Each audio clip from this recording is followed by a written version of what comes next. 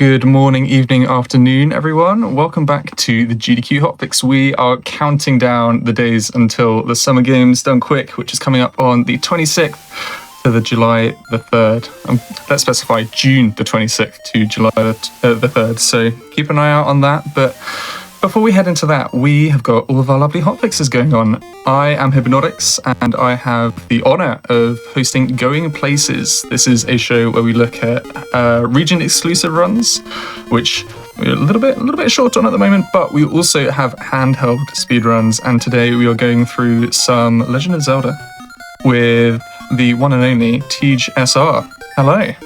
Hello. Yo, what's up, Hippie? Thanks for having me on. I'm also here with my lovely commentator and also partner. If you'd like to introduce yourself to, the folks who I'm sure they've never heard of you before on Hotfix. Hi, my name is Amber Cyprin. I host Never Before Seen on every other Wednesday, but I also happen to, by proxy, know that I am getting a scam call on my phone at this moment. But no. I, by proxy, know a fair bit about some Zelda games because, I kind of live with someone who runs all the classic 2D Zeldas that aren't CDI Zeldas. And that includes this game and its Switch remake. Yeah, for sure. So I'm actually going to be running two games like Amber just mentioned. I'm going to be running Link's Awakening DX or Zelda Link's Awakening DX. The Japanese version as well of that for the Game Boy Color, as well as later on Link's Awakening, the remake, Link's Awakening 2019 for the Switch, of which I will actually be running at SGDQ in a few weeks, along with Glan as a remote race. So looking forward to that. But without further ado, I guess I'm going to go ahead and get started real soon. But something very important I have to do is... That's not right. You know what? No, we're not going to do that. Okay. I'm literally forgetting the characters. I need to do that for now. All right. So, yeah, I guess I'm going to go ahead and get started in 3, 2, 1, go. Good luck. All right. Thank you. Thanks very much. So this game was actually so this is Link's Awakening DX. The original Link's Awakening was released for the Game Boy Pocket or original Game Boy in 1993 and was entirely in black and white, and lacked the dungeon that this game actually has, called the Color Dungeon. So this game has a lot of bug fixes compared to the original, but it also introduces a lot of new ones, and we will not be taking advantage of many of those glitches. Like the famous select warp was patched from the original Link's Awakening. Like, it was a glitch where you could press select and transition screens at the same time to sort of like warp across the screen instantaneously, and so that is not possible here. However, a bunch of other things are. So just because of the large amount of restrictions we have in this run, as is suggested by the title or category of the run being no wrong warp, not out of bounds, that does not mean this run is not very broken. So those are just a couple of restrictions that make the run actually super fun. So the first thing we're going to be doing after getting the sword is we're going to be getting rupees. We need 10 rupees, and we need RNG to cooperate here. I'm actually doing something here called duplicating rupees. Like you see, I actually got 2 rupees there on the beach. So if I'm holding my shield out right now, and also just kind of letting rupees drop on me. If a rupee hits both Link and his shield at the same time, it can, depending on something called frame rules, it can actually count for 2 rupees at once. And now we're going to steal from the shop. And here's a flashing lights warning, by the way. Huge flashing lights warning for those who are epilepsy prone. Please look away. Okay. That includes me. Yes. So even if you are not prone to those kinds of things. So we needed 10 rupees to buy these. Well, sort of. We're not actually going to buy these. We're going to press A to say yes to purchasing them, and then save and quit before the game can take our rupees. But we still get the bombs. Instead, we use those 10 rupees to play the hottest game in town, the trendy game down here. And whoops, what am I talking to? Kid? All right, fine, whatever. So we play the trendy game over here to get the magic powder, because we need this to enter Dungeon 2 later. It is required. You're blocked out of Dungeon 2 unless you have this. And it's just best to get it now. Ordinarily, to get the magic powder, you have to go get the magic mushroom in the forest and then bring it to the witch and exchange it for the powder. But this is faster, and for whatever reason, the powder is available here before you do that. That is not the case in the remake, which I'm gonna be playing later. So don't ask me. I'm just a kid. I don't think that's the kid that says that, but one of them does definitely say that. It seems like somebody in chat thought that was the right kid, so I think you're onto the right. Maybe. Maybe. This game does have a big like charm to it. This game was honestly like my childhood. Like the original Legend of Zelda was my first video game ever, but this game definitely holds very much a place in my heart as being like the most nostalgic game that I've played, for sure. So I actually did something right there called a bomb trigger. I will get more into those later on in the run, but basically I just did it there to skip a cutscene, to skip the long Terran bouncing back and forth cutscene. Now we're going to enter Dungeon 1. I'll get more into bomb triggers later. I'm going to try something here. It's definitely not going to work, but I'm going to try it. Okay, yeah. That Octorok was waiting right there anyway, just in case I succeeded. But no, I was trying something there called a pit walk, which is frame rule dependent, and even if you do it perfectly, it can still fail. So, all right, so now we're entering Dungeon 1. Dungeon 1 is Tail Cave. The game is still kind of in the process of like teaching you a bunch of things that you're supposed to know for the rest of the game, and this is the first dungeon, and as such, it's going to teach me a bunch of things like, for instance, pushing blocks. It makes things happen. Keys are in chests, you know, the typical Zelda stuff. But in this dungeon, we're going to get definitely the most broken item in the game. We're going to get the Rock's Feather, which is going to allow me to jump. And there's a reason that not many games allow Link to jump, and this is a good showcase of why. Because it's kind of hard to get right, I guess. It's kind of hard to like program correctly. Oh wow, they've got Mario in this? Yeah. The lore of why, or like how this game was creative is actually super interesting. But created, not creative. So this game was made by mainly two people at the start who were, I guess, like maybe not upset, but like a little bit like motivated by Shigeru Miyamoto not accepting like their suggestions for Link to the Past. Like they were two employees of Nintendo who worked on Link to the Past who didn't like the fact that like their ideas weren't actually implemented. By the way, I just did something there called a super jump. I did another one there. Here's another one. So basically, you can clip into any wall in this game by up to 3 pixels if you just walk into the side of it.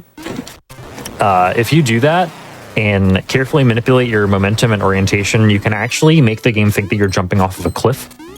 Which basically in this game, because of the way layers work, well, there are no layers in the game. That's how they work. Ooh, I gotta focus here. Okay, cool. Almost died. Because of like layers and how they work, basically, yeah, there are no layers, but there are only barriers in the game. And there's our first instrument, by the way. We got to get 8 of those. So basically, the game kind of like it creates the illusion of there being multiple layers. Like I'm on like a top layer right now. The floor is on like a bottom layer. No, it's just 2 solid floors like separated by a one-way pass-through barrier. Kind of like in Pokemon when you're jumping down ledges. It's kind of like that. It's a one-way pass-through. And the way the game handles it is when you hit that like one-way pass-through, it loses collision. It makes you lose collision with everything until you land on the ground. And that is just how it deals with it. So when you trick the game, basically when you initiate that action of jumping off of a cliff, it basically just like no clips you through whatever you're trying to go through, and makes it so that you appear to be jumping over things. In reality, you're just jumping through them. We'll be utilizing that a bunch, especially in later dungeons. They're really only usable in dungeons because of the assets that dungeons are made out of, mainly the walls. Yeah. Yeah. This game can just start falling apart right around after getting Bow Wow here, actually, right? Or is it right after Dungeon 2? It really starts around Dungeon 3, yeah. Yeah. Like, Dungeon 3 is actually really cool. Here's Moblin King, by the way. Moblin King has stolen Bow Wow, the resident chain chomp in the village. Oh, I didn't even really connect the two things, by the way.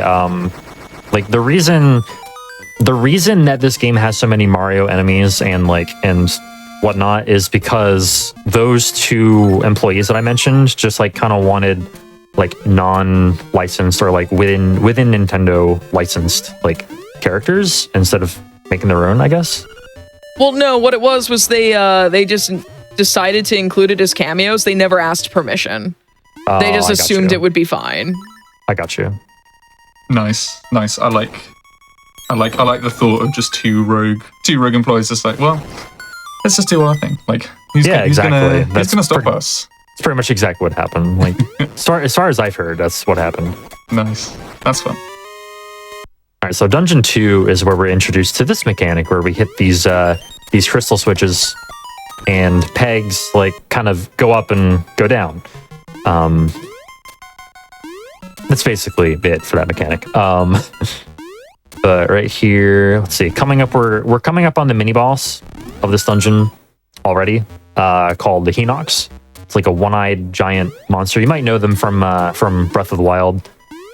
They are a lot harder in Breath of the Wild than they are here. And he's dead. You're not supposed to have the bow this early, really. We stole it very early on, and that's going to help us a lot throughout, especially the first half of this run. It's you're really supposed to only have it for the second half because it costs 980 rupees in the shop. Wait, Teach, you're telling me that you stole it? I did steal it. Surely you're not cheating. I'm just not a good Samaritan. It's not cheating. It's just I'm just not a good Samaritan. I'm not a good citizen. I mean, of Kahaland Island.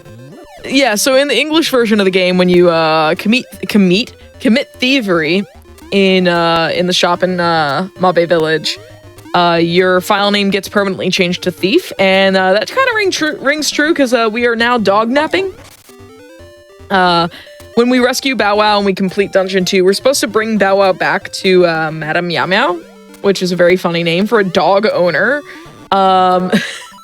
And no, we're no, this dog is really, really pretty sick, actually. It can eat a lot of enemies. It can eat cutscenes, eat other things it's not supposed to. It's a very hungry dog. You did not feed it enough, Madame Meow Meow. So we're going to do that for you.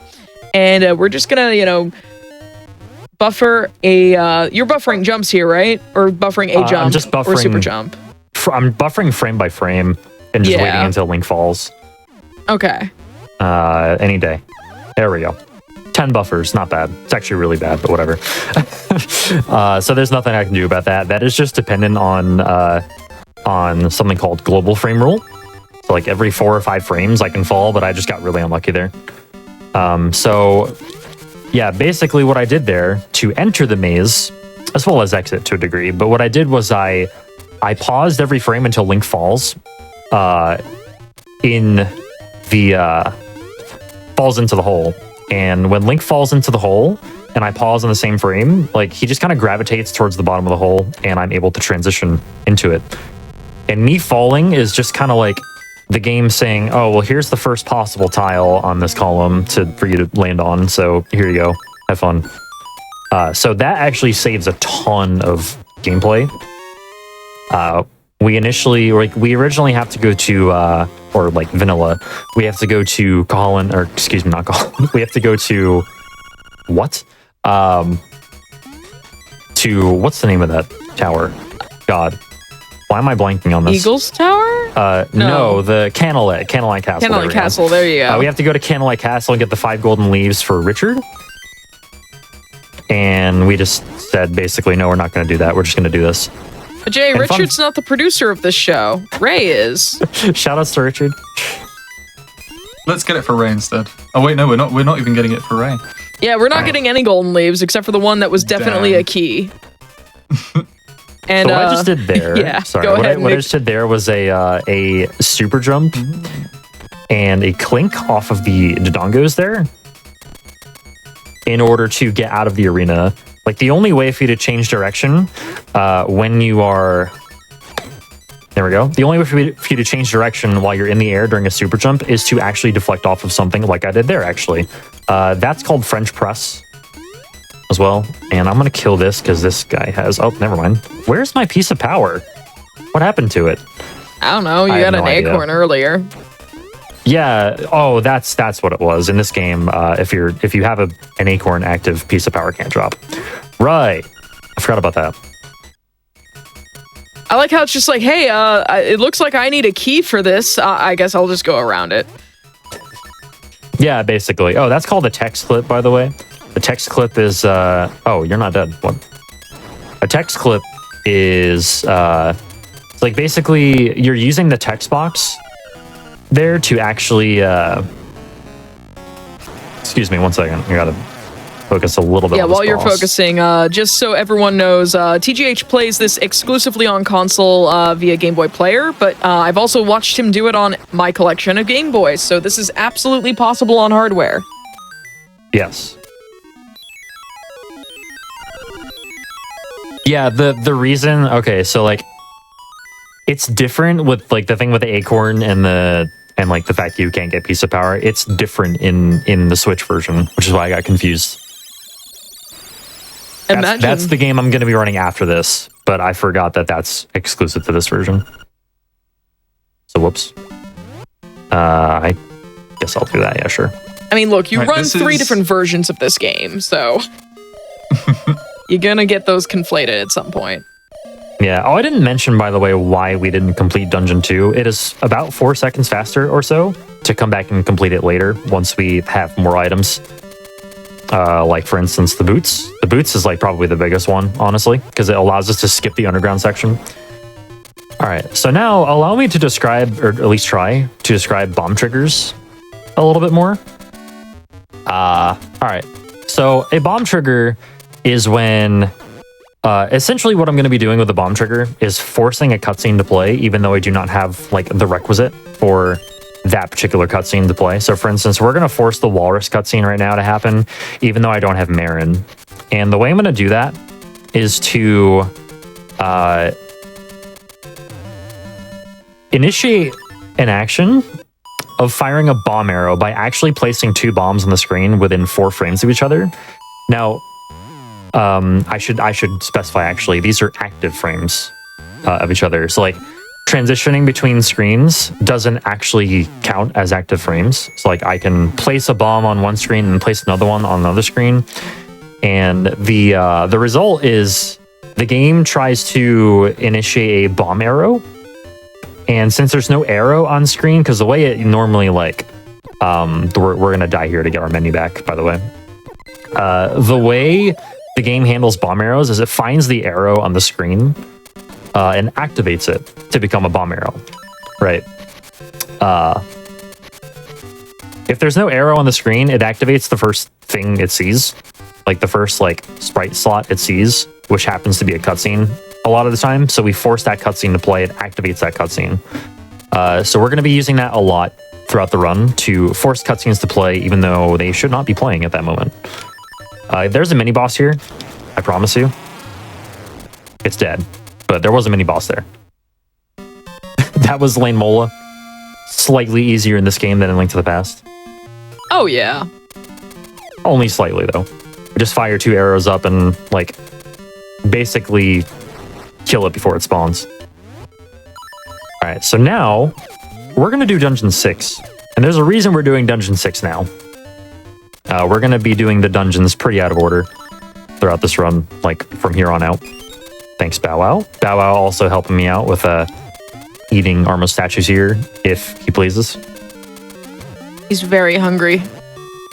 He can be very hungry, yeah. Sure. And then there are times where he'll just troll you and not eat at all. Alright, so here we're going to be fighting Master Armos. Can be a bit tricky, but there's a strat for him. I almost got the really fast one, but that's also pretty good. Nice. Yeah, so like basically him bonking into the wall freezes my dash in place and just allows me to dash like, well, in place with my sword out, but with the dash hitbox still active, so it counts. Nice little clip through the wall there.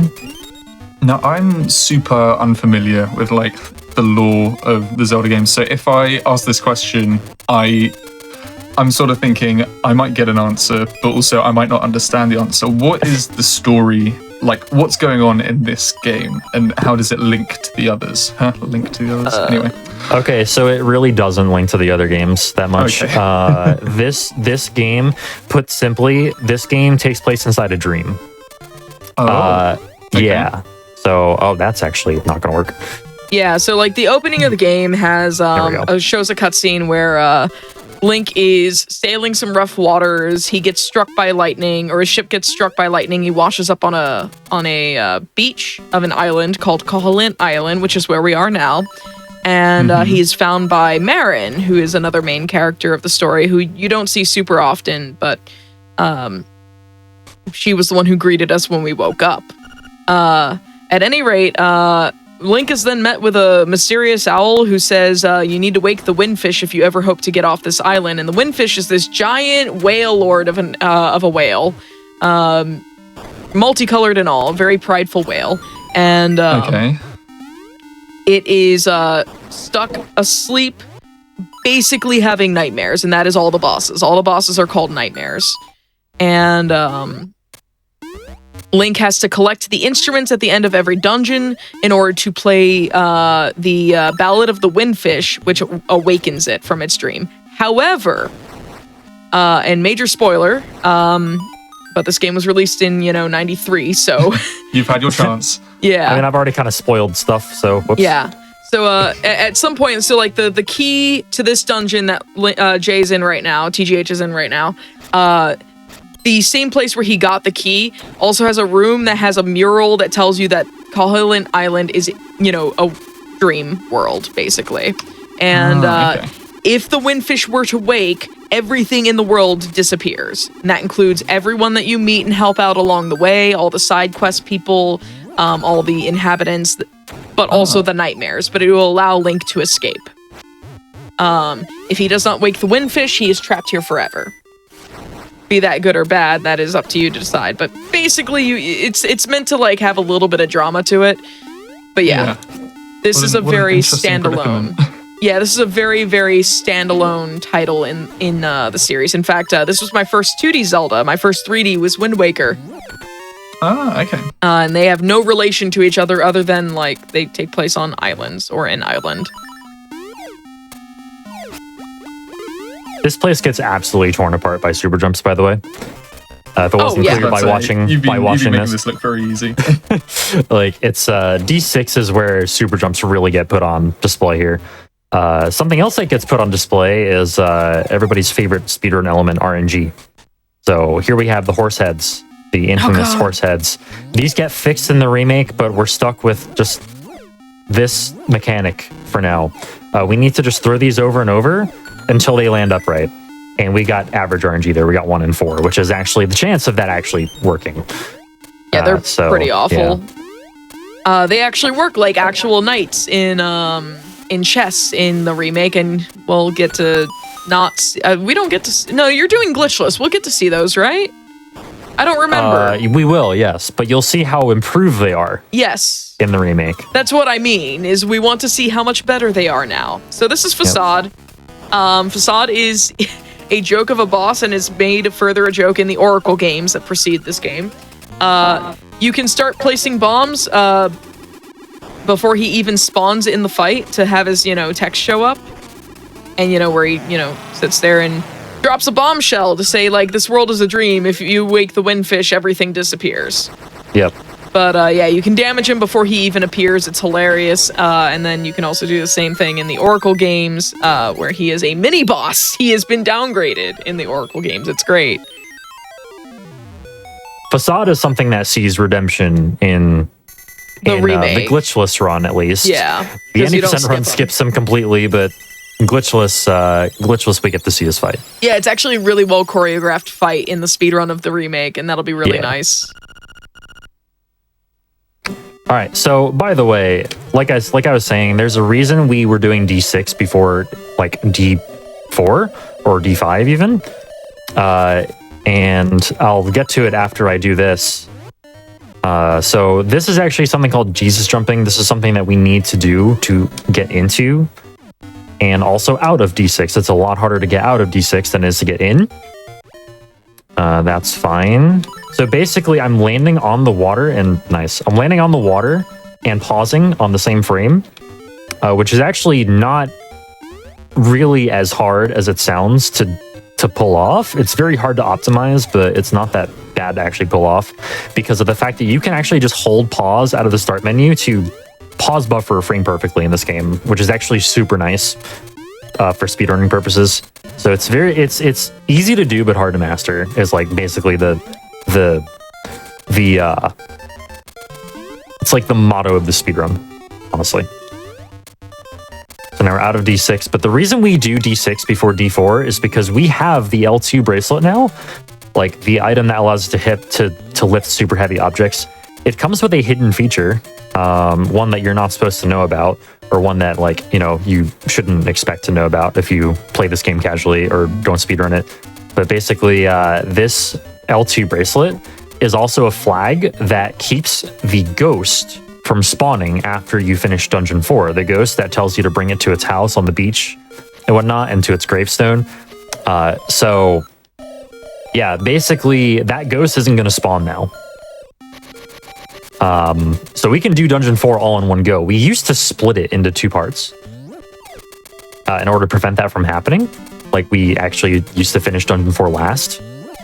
But now, we can just do it and do it all in one piece and not have to worry about that.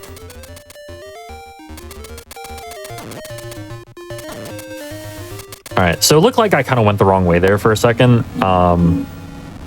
I was setting a save and quit point. So now from right here, I'm just going to save and quit. And enter there. That saves a lot of travel time.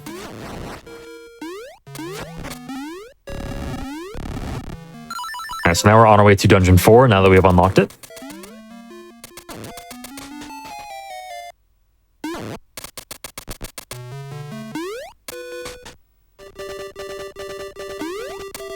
Now, this is a big noob question. Like, I Sure. imagine it doesn't make a difference, but with you sort of having the chain chomp behind you, like he looks like he's going a bit wild behind you, but does that make a difference to your movement at all? Or is it just sort of standard movement, but he's just behind you?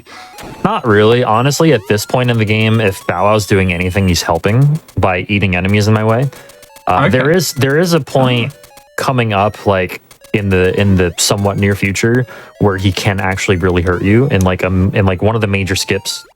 He can get in your way and cause you pain and anguish. I was about to say, I assume you don't want him to hurt you, because I know there are strats that you might want that, but yes, okay, that makes sense. So a good thing about Jesus jumping, by the way, is that I utilized it there to clip into that block, but you actually move a pixel downward if you land in the water, which is what makes that particular trick work that I just did.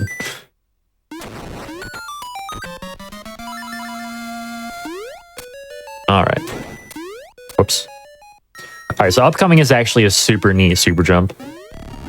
There are a lot of parts to this, but we're going to use the P-hat that's in the room to sort of like clink and deflect ourselves, if I can do this right. I was a little deep. Oh, that's a shame. I was a little bit deep in there.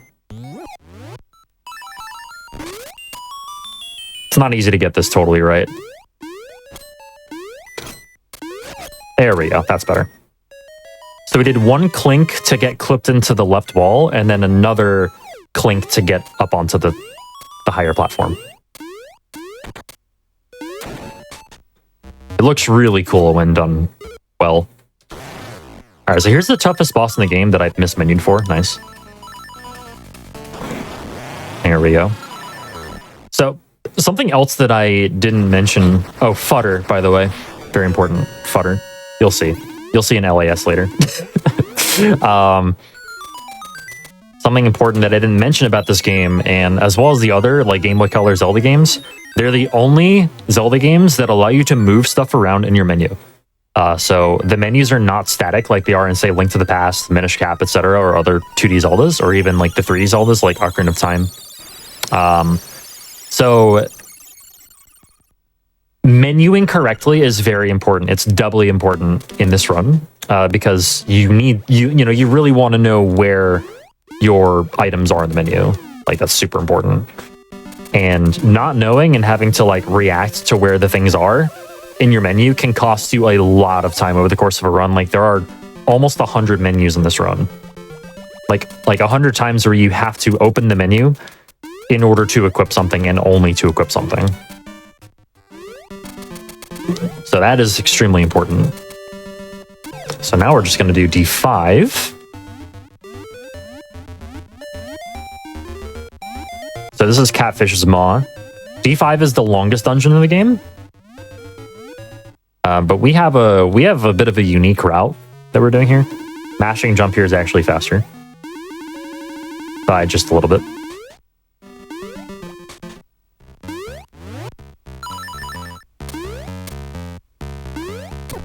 So this room right here, we do this room a few times, so it's important to know what to do in this room for different RNGs.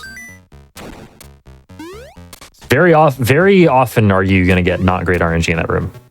So, gotta know how to react. Gotta come over here and get this key first. I messed it up a bit.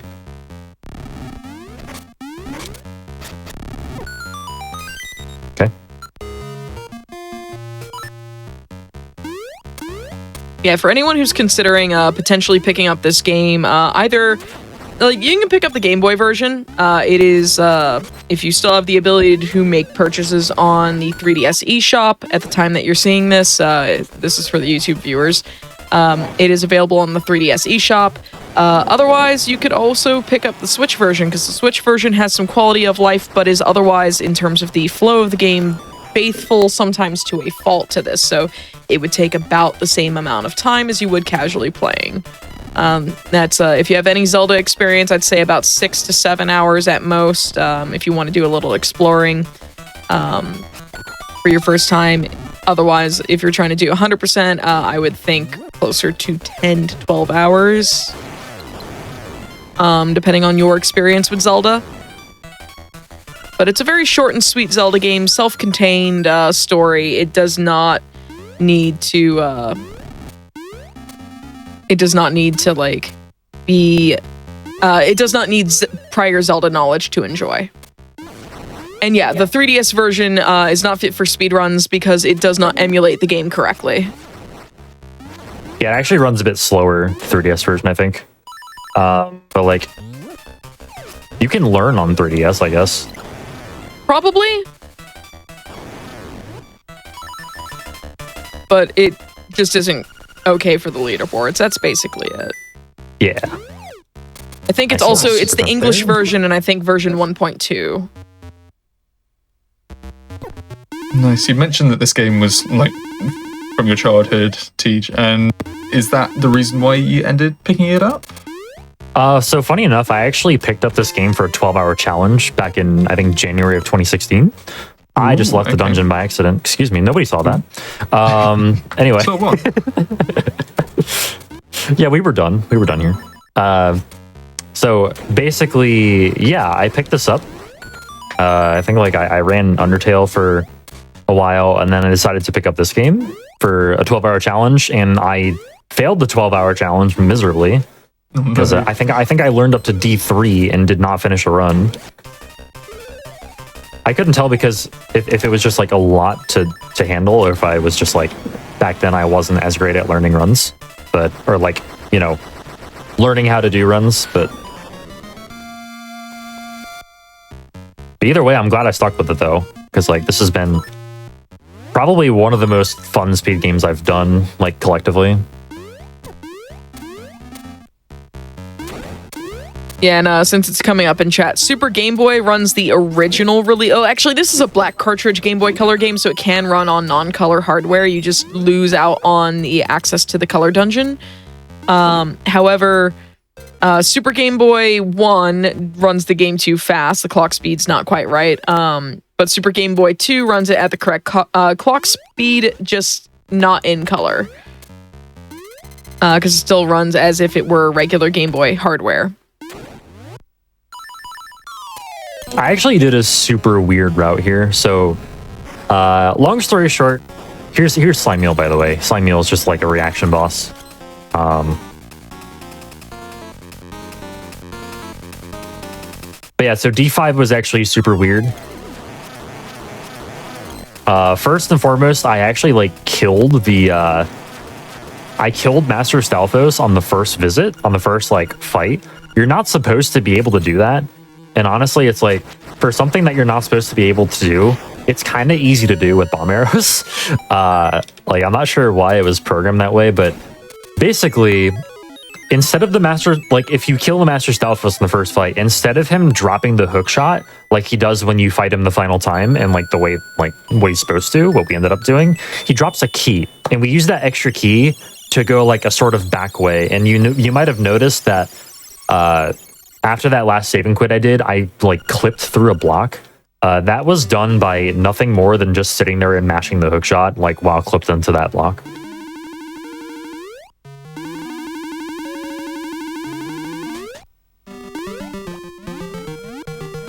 So yeah, that's how we do D5. And now we're coming up on probably the most infamous trick in the run. It's like the trick. It's called Rooster Skip. So, fun fact, we don't get the ocarina in this run. We don't get it at all, in fact. We don't get any of the songs. Therefore, we do not have the means to awaken the rooster in Mobby Village. So ordinarily, you'd awaken the rooster to go up to Telltale Heights and fly across a big, giant pit.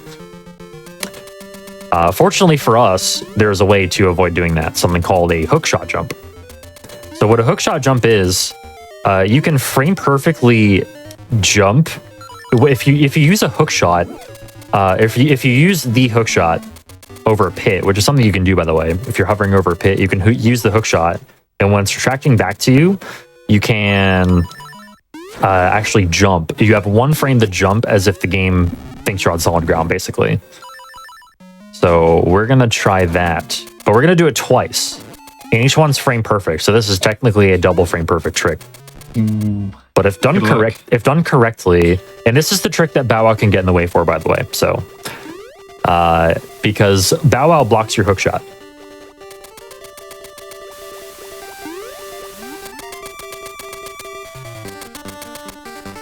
So yeah, we do Rooster Skip, and then like the rest of the usage cases for the ocarina, we just do bomb triggers for. There was a reason I save and quit there. I will tell you later. It's not just for safety, although it is good for safety to do it right there. All right, here we go.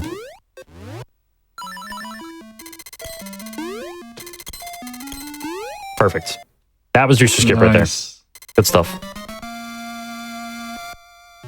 All right, then we just fall down and we make our way to Dungeon 7 now that we have the key for it. So yeah, once again, that was a double frame perfect jump, which I'm actually pretty happy that went well, because that can very easily not go well at all. So that was about as good as it could have gone. Pretty close.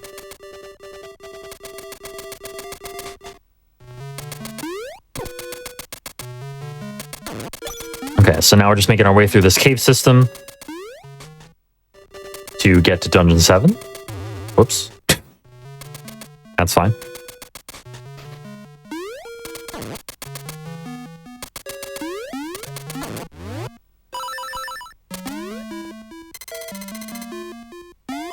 By the way, something I didn't mention. So you might have noticed, a keen eye may have noticed, in Dungeon 6, like when I was opening Dungeon 6, you might have seen Bow Wow eat the cutscene. If you don't believe me, watch this.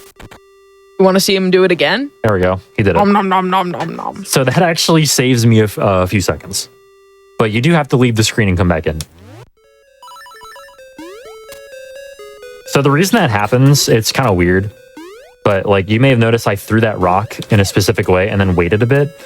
Once that sprite goes away, like Bow Wow can eat it. Like I don't really understand the ins and outs of how exactly it works, but the cutscene takes the form of a sprite in itself, which is something that Bow Wow can eat. And if you eat it, or if Bow Wow eats it, you can just kind of move around freely. And we're doing Dungeon 7 in exactly the way you remember from your childhood, I'm sure. With nothing but bomb triggers. Instead of using that, you know, cumbersome ball and throwing it all over the place in D7, probably dropping it down the hole a few times. Yeah, just do that. Just do that. These bomb triggers I'm actually doing by entering a transition and using bombs on the same exact frame. So those were frame perfect. Nice 3 of a kind accidental. Okay, cool. All right, here's something called Goomba Surf. It is exactly as it sounds. Am I correct here? Pretty sure I am now. Perfect RNG. Am I good? Yeah, I'm good. All right, cool. It is exactly like it sounds. And we got perfect RNG there. So that's pretty cool. All the skips in this run are going pretty well. At this point. I was about to say, is it too early to say that? Have you got a lot of skips coming up? There are a couple of like minor ones. By the way, this is why we saved and quit in the Rooster Cave. Because if I didn't do that at any point between like the last time I warped and now, the RAM would not be properly reset for me to hookshot through the HUD. Don't ask me, honestly. I don't even know. I don't know why that works. There are a lot of things in this game. I've been running this game for like a total of 6.5 years. There are multiple things that I still don't understand about it. As long as the speed strats work, that's like, no questions asked. I always say I'm the race car driver. I am no engineer. Yeah, race car driver, no engineer is the right phrase here. Yep. That is a very good analogy. Oh yeah, you can avoid. Shout outs to the mechanics though. Yep. They always help us out and make sure all of this is possible. Huge shout outs to the actual engineers, by the way, who make runs like this possible. By the way, in order to avoid falling in that hole coming out of Dungeon 7, I just saved and quit, and I could regain the control of myself in midair and just avoid falling in the hole there. Excuse me. All right, so now here's Marin on the bridge. It costs time to save her, so we're not going to save her. Sorry, Marin. Goodbye. Sorry, goodbye. You are the slowest Link. Goodbye. She's fine. She's fine. Link said, "This looks like a you problem. I'm just gonna." It seems like a you problem. Oh my god, heavy. That's brutal. I love it. Anyway, okay. So we are making a trek up to Death Mountain. Pay no attention to Bow Wow flying across the screen multiple times. He's fine. Don't worry about it. Bow Wow doesn't like being up here too much, but he gets over it. Excuse me. This is actually the easiest skip in the whole game. If you can hold upright and a button, you can do that skip. That's called Flame Skip. And here's another bomb trigger to enter Dungeon 8. We got a bad subpixel there, but we were able to readjust. That's fine. Bomb triggers are partially subpixel dependent, by the way. You need to adjust a lot of the time to exactly what's going on. Like if you see Link move, it means that you're on a bad subpixel. If you see Link like move during the transition when you're trying to bomb trigger, it means your subpixel is bad. So you need to like buffer another bomb. All right, so here's something called Bookshot. This only works if hookshot's on B, hence the name Bookshot. So if I stand right there, there's a 2-pixel window to stand there, and I press A and B at the same time, I get like a super like zippy hookshot to where I'm going, and I can use that to clip through that key block. which is pretty cool. I feel like I've said that a lot this run. Pretty cool. I've got to say, you all have got some brilliant names for these strats. I feel like I'm missing out. Yeah, in the games that I run, we have nothing as funky and as cool as these names. A lot of the names are very creative, very creative and descriptive, and maybe not the most accurately named, but also, yeah, the most interesting for sure. Oh, one thing I didn't mention to get in here, you can just walk through the turtle's head to get in here. Whoops. The turtle does not have a... Nobody saw that. The turtle does not have a hitbox until about like a second after you initiate is like... that's fine. I definitely did not do that menu correctly, but whatever. My menu's messed up now. It's fine. It's late in the run. The run's honestly like almost kind of over. So I don't mind as much now about my menu going south, but... There we go. So we go kind of a very unintended way to get here. Here's this, well, actually, it's supposed to be the second cue ball fight of the run, but for us it's the first because we skipped the one in Dungeon 4. All right, and now for something pretty cool here, actually. This push block puzzle, you can actually move during this push block puzzle if you jump. So we use that jump to just like kind of jump ourselves right in front of the chest. Right in front of where the chest is going to be, I mean. And then once we finish it, the chest just spawns right there and we grab it. Oh yeah, I didn't mention the lava swim. So lava swimming, think of lava swimming like Jesus jumping. Except it's sub-pixel dependent to be able to swim in the lava when you transition. Here's a Jesus jump, by the way, speaking of which. We actually use this to get a pixel lower, like I mentioned earlier. Clip into that bottom wall slightly to just skip right to Hothead. And here's Hothead. Hothead's fight is very weird. But just know that was almost a good Hothead. Oh well. Just know that you can only hit him for damage when he's in certain spaces on the screen. There's like a box. There's like a box where he can take damage. It's like sort of in the lava. It's weird. But it's not represented by like the square of lava that's there. It's like more in towards the wall.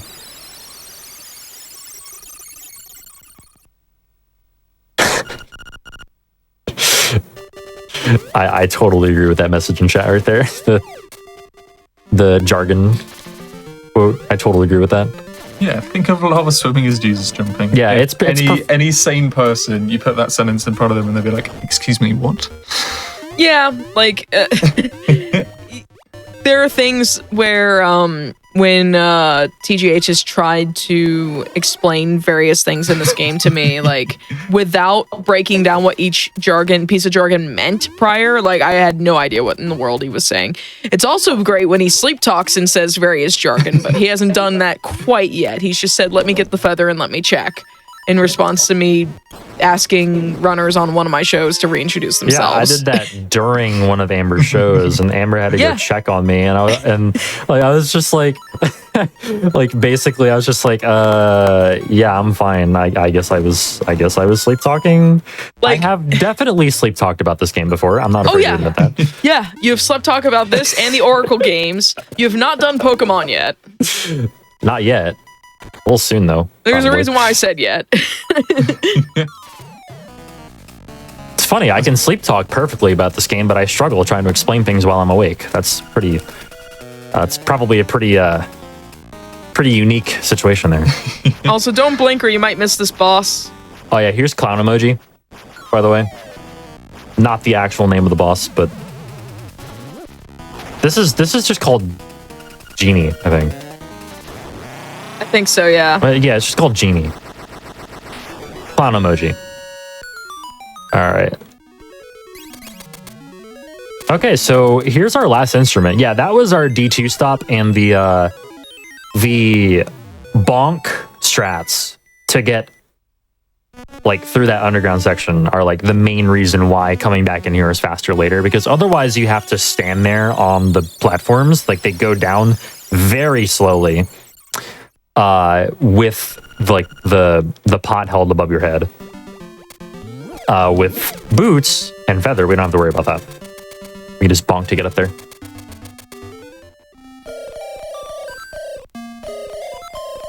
You know, all of this sleep talking, I feel like Tuja's just getting really invested in the story of this game. The fact that it's all a dream, I think I was about he's to just really trying to immerse himself in it. I don't blame him. I'm just living the lore. Living the lore, yes. I'm living the lore, yes. I'd have a feeling that if you were talking about Jesus jumping, then maybe you were having a spiritual awakening in your sleep. At least he hasn't had an out-of-body experience and started, like, you know, jumping around in the room while asleep. You know, trying to super jump. Oh no. The scary thought. Catch me doing unclipped super jumps in my house. Just to get from point A to point B. Oh no. That would make cooking with you impossible. Alright, so this is the final cutscene before the final boss. There's actually some RNG manipulation on the final boss. So what we're going to be doing is killing the music, because the music, believe it or not, plays an important role in rolling the RNG in this game. So killing the music with bomb triggers is paramount to influencing or manipulating the RNG here. And from then on, like, the whole point of it is to... by the way, this path is the same every time as long as you don't read the book in the library. That tells you what the path is. Like the debug path, think of it that way, the dev path. So we're going to mash bombs going down the pit to bomb trigger the music away. We're going to pick up a bomb, have a sword held out as I'm throwing it, and we're going to step in this location here. Place a bomb, that's actually important, placing that bomb. So now I need to stand pixel perfectly on each of these segments here. So here's one, and I have a chart up that tells me exactly where I need to stand relative to the wall for each segment. Right here is actually... Okay, that's fine. So 7. All right, so this means I need to stand up against the wall here. Number 3. Here's that. And for this last one, I need to stand a pixel away from the wall. So there we go. Got it. Okay, so no blue balls. The second, like, 2... patterns there can actually, like, give you something called blue balls, or something that the community affectionately refers to as blue balls. They have 50-50 chance, and you can theoretically get an infinite number of them in this game.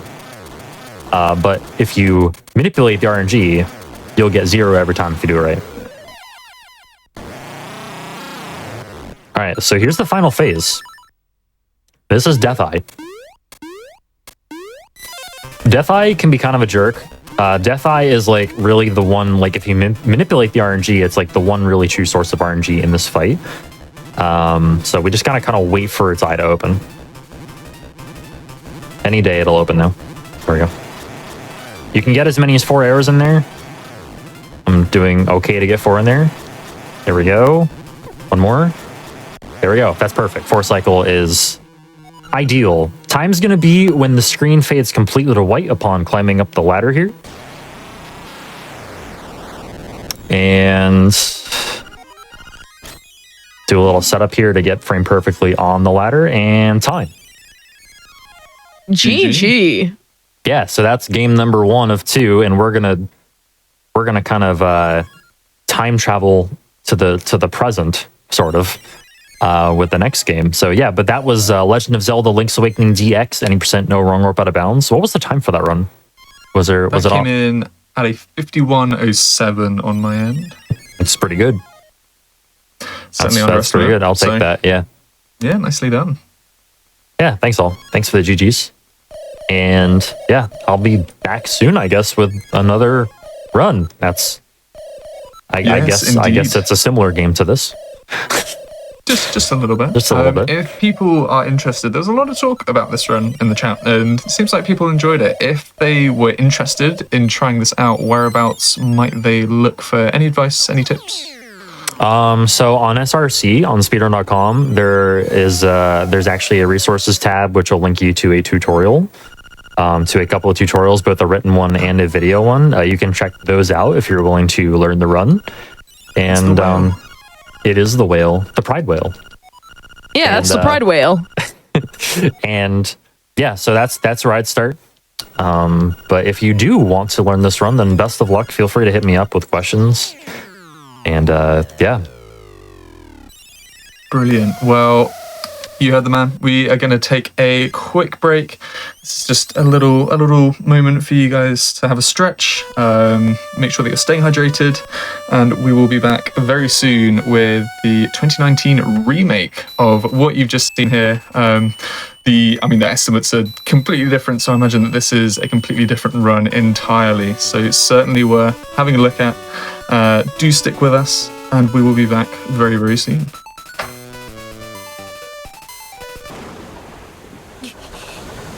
Alrighty, welcome back everyone. I hope you enjoyed the run that we just had a second ago. Teacher's back for another. If you didn't get to catch that live, then you can certainly have a look at our YouTube channel, because all of our VODs from these hotfixes will get uploaded onto there. So definitely worth checking out, as well as our Sum of Best channel, our highlights channel, which put up various sort of funny moments throughout the hotfixes in the week into nice little sort of like sub 10 minutes.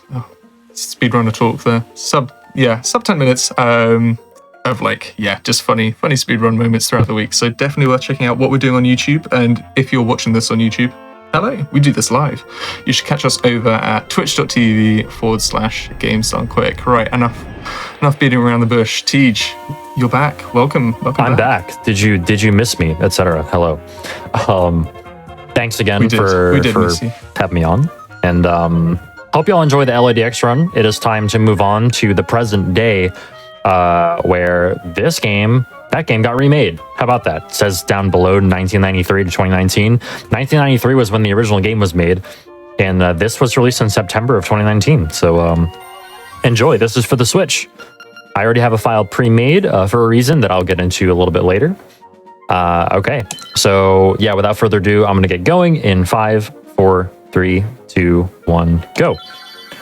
The first thing that you'll notice is that I'm playing in German as opposed to Japanese. German is actually the fastest language for this game, because text boxes, as you can see by this, their text can be skipped pretty fast. So really the only thing that matters is the amount of text boxes. And the splash screens that happen at the end of dungeons are also a full, like, unskippable for the most part, like, text box, which is about 5 seconds faster to do each time in German than it is in, say, English. So here we are. This looks a little bit different from, what I just played, but we're doing the same things. We're doing the same stuff, going to get the sword. Right around, like, I don't know, it'll start to look like a very different run pretty soon. But yeah, these two runs really are, they might as well be two totally different speedruns.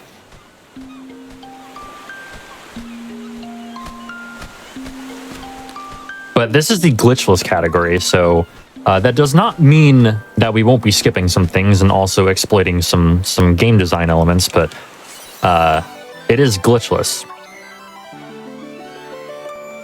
Yeah, you might be wondering why we're in German. Did you already explain that?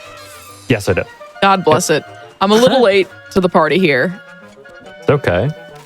Just means I'm doing my job okay, or I'm doing, like, a better job than I thought I would. That's all that means.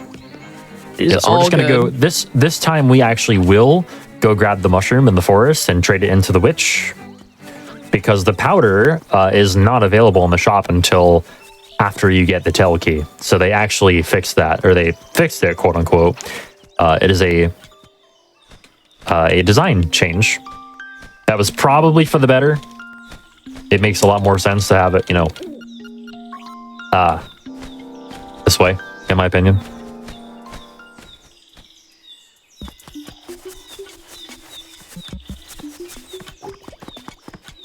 Alright, so despite the fact that, this is, like, completely 3D rendered, I think this is actually made the same engine as, like, Breath of the Wild and Mario Odyssey. We can only move in 8 directions, just like the original. Breath of the Wild is made in the Havoc engine, which is the same engine as Sonic 06. So I would say that's doubtful. Okay, I've heard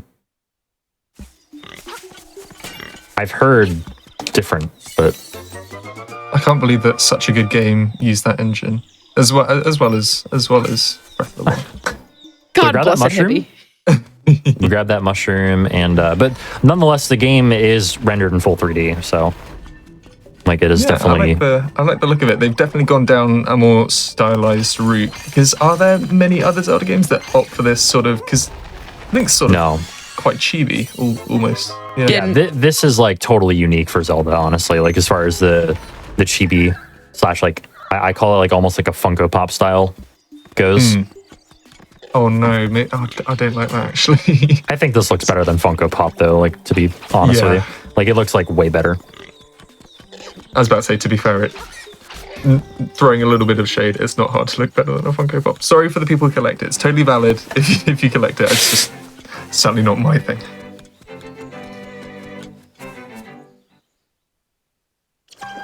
Alright, so here's the witch that we trade the mushroom for. And we're going to use this powder instead of bomb triggers. Can't do bomb triggers in this game. Even if we could, this is glitchless, so... Grab the powder. We're going to menu to it real quick. Yeah, and just to a couple of people have said they missed the explanation on German. Basically, German has the fewest text boxes in a game where you can instantly skip text, like this one. Unlike the original game that we just saw, that has scrolling text that you can't make go faster by instantly loading it into the text box. You worry more about the number of text boxes here rather than the length of each text box, because we get instant text. So did you know that Link is very good at Beyblades, and that Terran there is our Beyblade of choice in the form of the raccoon or the Tanuki? Let it rip, as the kids say, I think. Yes, I think that's what the cool kids that are hip say. Those cool kids, they are. Yes, they are. Also, I may have been incorrect. I know that Breath of the Wild and Sonic 06 share the same Havoc engine for their physics. It may be that the program, like the rest of the programming in the game, is already handled by the SMO and Breath of the Wild engine otherwise, like the other programming structure. But the physics is for between Breath of the Wild and SMO are Havoc engine. I do not believe this is on Havoc engine for physics. I'm just going off of what I heard, and I've heard it from like multiple sources, but it's funny because like my sources for the Havoc so. engine have been like the 06 runners themselves. All right, so here's like, I'm not even kidding you. This is one of the hardest parts of the run, because this, no matter how good, no matter how like centered you get this Yoshi in the crane, you need this Yoshi, by the way, for the trading sequence. Okay, it looks like we're good. We're good. We got it. We got it first try. If that had to travel any farther, you know for a fact it would have dropped it early. I mean, probably. I'm surprised it didn't drop it right then. Yeah. He's just sitting there. All right, so text boxes. All right, so basically, there's a long trading sequence, which we really did not showcase at all in the LADX run. This run will showcase some of it, because we don't actually need to read the book in the library at the end, so we don't need the magnifying lens, but we do need to trade up to the stick to gain access to Candlelight Castle. So we've begun the trading sequence now by getting the Yoshi doll, trading the Yoshi doll for the ribbon there. We're going to trade the ribbon for dog food in here. And after Dungeon 1, we're going to hopefully not forget to give the dog food to the alligator south of Dungeon 1 for the bananas. Keyword hopefully.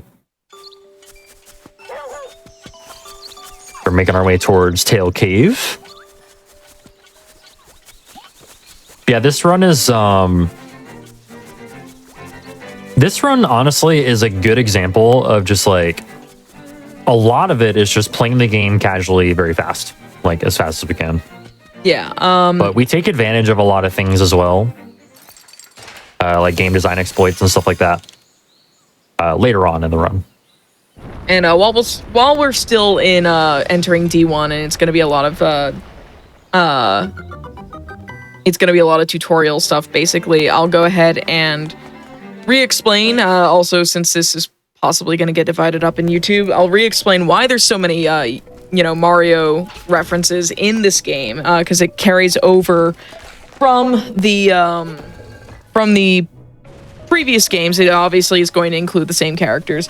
But when the game was originally being made, the origin of the original Game Boy game was that two folks that were involved in Link to the Past development had ideas for Link to the Past that did not get in, and they decided to make their own Zelda game on the Game Boy Color, or Game Boy rather, to implement the ideas that they had for Link to the Past that went unused. While they were developing the game on like a spare Game Boy development kit that they had, they decided they wanted to include Mario characters. They did not ask permission from Nintendo whatsoever, from like anyone that they needed to ask permission. They just assumed it was fine because it was all Nintendo and it was going to be on a Nintendo system.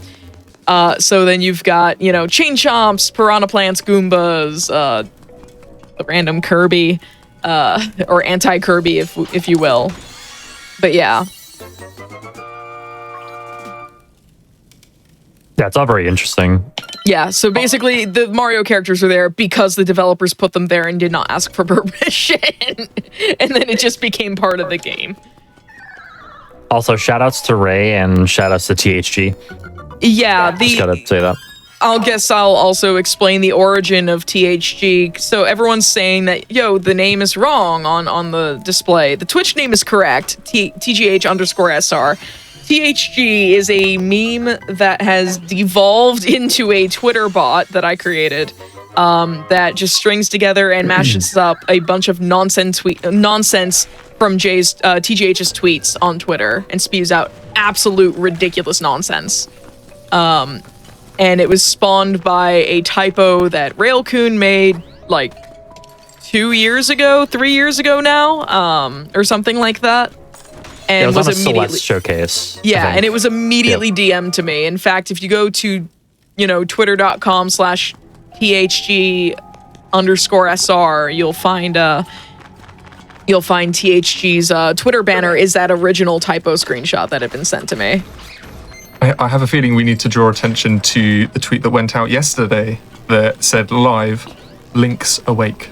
Yes. It's poetic. It's poetic. Maybe it has some sort of sentience that we don't know about. Yeah, and 20 hours ago live, Sabotage Thursday. I mean, isn't that the point of these runs, to awaken Link? So it's a good omen, if anything, or it was a good omen. Yes. Although, actually, having said that, there was one that said Link's Awakening 2019 any percent. Really unfortunate. Really unfortunate. To be fair, any percent is like a super volatile run. So in a way that is definitely accurate. That's great. So now that we're here, Moldorm. This is Moldorm, the moldy burger. The moldy burger worm. And With lettuce. With lettuce, yeah. That's why it's a moldy burger. It's very much the same boss. Like, you'll be seeing a lot of familiar locales and boss fights that you saw in the first run, which was the Deluxe or DX Director's Cut, or whatever you want to call it, the DX version of the game on Game Boy Color. However, there are going to be some differences in how various things are handled. Obviously, we aren't glitching through the entire game. It's the glitchless category. And this is also one half of the Link's Awakening 2019 glitchless race in SGDQ. So you get a bit of a preview because THG here needs to de-rust the category as it is. Well, THG has already awakened Link, so. Hey, we're halfway there, right? We are. But yeah, shout outs to Glenn, by the way, who I'll be racing with for SGDQ. I'm really looking forward to that race.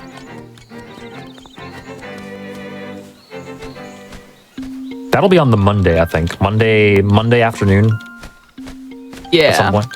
It'll be the... Go ahead. Yeah. Well, I was just going to mention that if anybody wants to check out the schedule, that is currently live on the GamesDoneQuick.com website. And hey, I'm trying to remember what day I'm on. I feel like I should know at this point, but I think it might also be the Wednesday as well. So yeah, certainly some gaming going on. Yeah. And there's also This is going to be the game's second showing since AGDQ 2020, where TGH, when the game shortly had come out fairly recently at that time, in late 2019, TGH ran the any percent category, which is now a shadow of its former self by comparison over on the previous in-person GDQ, which was AGDQ 2020, and I did commentary for that alongside Ice Blue. Yeah. And I believe Ice Blue will be back on commentary for this coming event as well. Yes. Bailey, just to put something in perspective, like the 80% run back when that run was done at AGDQ, I think was the record was like a 111 at that point. Yeah, it's right sub-hour at this point, isn't it? Yeah, right now it's a 59.59. Yeah, like... It's amazing how far the runs come. Who's the record holder? Is that still you? That's me, yes. Okay. Yeah, back then, actually, when I did that run, it was Samurai Man. Samurai Man held the record. Yeah. All right, so yeah, we're just following vanilla progression at this point. We are going to rescue Bow Wow.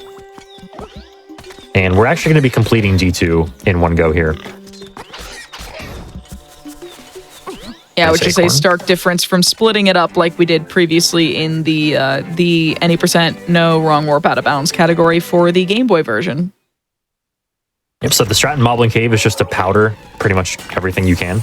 Yeah, the powder got massively buffed in this version. Couldn't quite get the two for there, that's fine. Moblin King is also substantially harder in this version. You can actually one-cycle him, but he is like kind of trolly. Got him, nice. Nice. Yeah, that requires a really precise rhythm. For some reason, and sometimes I swear it just doesn't work, and other times I swear I get it consistently. I don't know. It's weird, but like, yeah, the rhythm is the most important thing there. Also, I'm doing something called auto loading. So the game auto saves. You might see like down in the bottom right hand corner, you see like something that says like the German word for now saving. Basically, I can't pronounce it. Don't ask me to pronounce it. But yeah, so you can use that autosave to do something called auto loading, and it's basically just a transportation method to get back to the beginning of a dungeon. You can't really use it in the overworld. It's not useful in the overworld at all, but yeah, it's just a nice way to get back to the beginning of a dungeon. Ow. That was thanks. I think Bow Wow blocked me there. I don't know what was going on there. I think so. That looked like Bow Wow blocked. That's Bow Wow telling me to dig because he sensed the seashell on the ground there. Wait, he can detect seashells? Yep. He does that in the original too. What? Yeah. I was today years old. Oh. That was actually decent RNG. We're reliant on Bow Wow to eat those flowers. Yeah, sometimes he'll sit there and be like, nah, I'm not hungry. That wasn't even an incentive for the read a book in German. That was just donations coming in and asking TGH to read a book in German, and then they donated a bunch of money, and Jay was like, all right, fine, I'll go do it. I was like, whatever. And then that proceeded to be one of the most hilarious moments in that run, honestly. Probably one of the funniest things I've been a part of on the GDQ stage, I think. Yeah, I think so. I was just dying of secondhand embarrassment and just laughing. It was actually really funny because like a lot of people after that run, like a lot of people whose like native language is German came up to me and were just like, hey, your German was pretty good. And I'm like, what are you talking about? Like, what are you talking about right now? Wee man. Wee man? Oh my goodness. There are probably clips of that somewhere. Let me actually see if I can pull one up. Oh no, that's cool. not the right command. So we jump and slash that Hinox a bunch of times just to like negate knockback. Like jumping and slashing does negate a bunch of knockback that you get otherwise by just slashing. That's how we were able to finish off the Hinox so fast. It takes 8 hits. In this room, we can just light this one torch and slash them. There we go.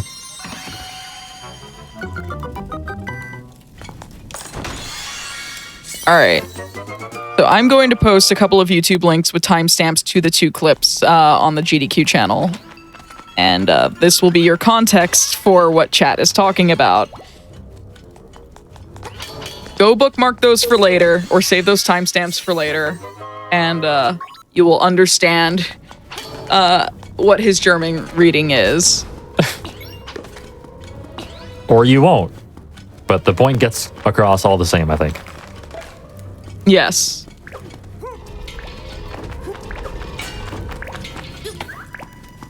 Stay there, good. This room, you have to kill these enemies in a specific order. First the Pulse Voice, then the Keese, then the Stalfos.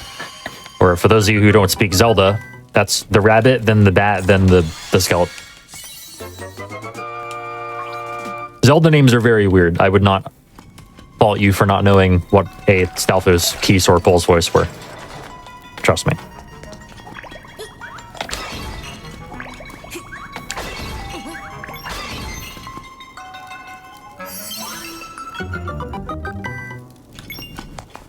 Let me be clear. This game has glitches. Oh, yeah. Yeah, it has many glitches. Let me be very clear. This game has some glitches. It has glitches for days. It really does. One thing I said in chat during the break was that all 3 versions of the game, the original release on the original Game Boy, the Game Boy Color release, which was the one that you saw just one run ago, and then this one, all have their own unique glitches and tech that makes them each their own unique speed game, which is actually really cool. So like you can, if you understand progression, you can jump from version to version. But if you're actually learning the runs, there's a lot that is different between each one, especially this game. Like everyone's like, hey, do any of the glitches transfer over to this version of the game? Absolutely not. Like this is its own beast of a game. So this is the most exciting boss in the run.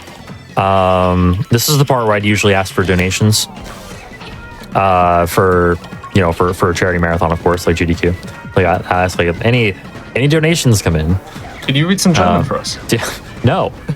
Do either of you have any stories you'd like to tell? Just like, I don't know, like any stories at all? Any like? Oh, I got one. Our producer Ray would love hearing this one. So you actually the last time you ran this for GDQ, that was on anything resembling a stage was at PAX East 2020, and you ran.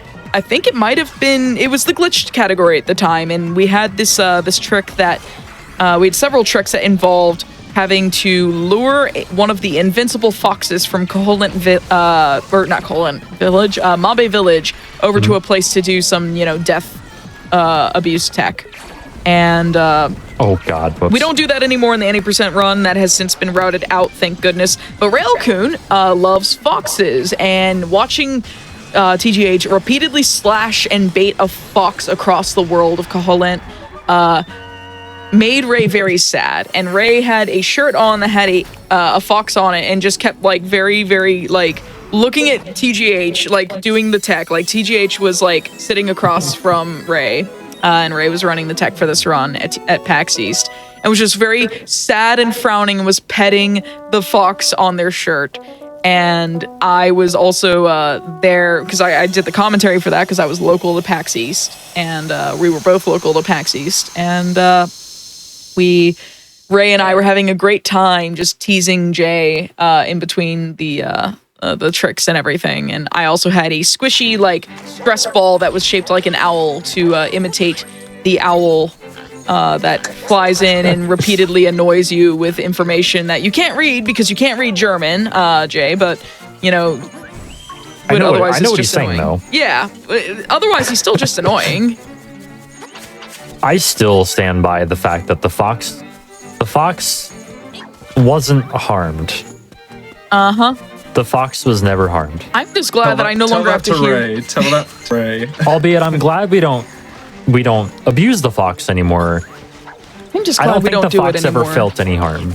I'm glad we don't do it anymore because I can finally rest easy that no one's going to sit there and make blue sphere references at me because it does not sound like collecting a blue sphere. I swear to God. It does, though. No, it doesn't. I'm gonna have to fact check this. I'm gonna have to listen to it at some point. Well, I'm glad that I'm Jay not did gonna do not it. like I'm not gonna do spitefully it right slash a now. fox. I'm not going to do it right now. Not with Ray on tech. Love you, Ray. Oh no! I'm not gonna for do a it. second. No, for a hot I'm not going to second. do it. It's doesn't. fine.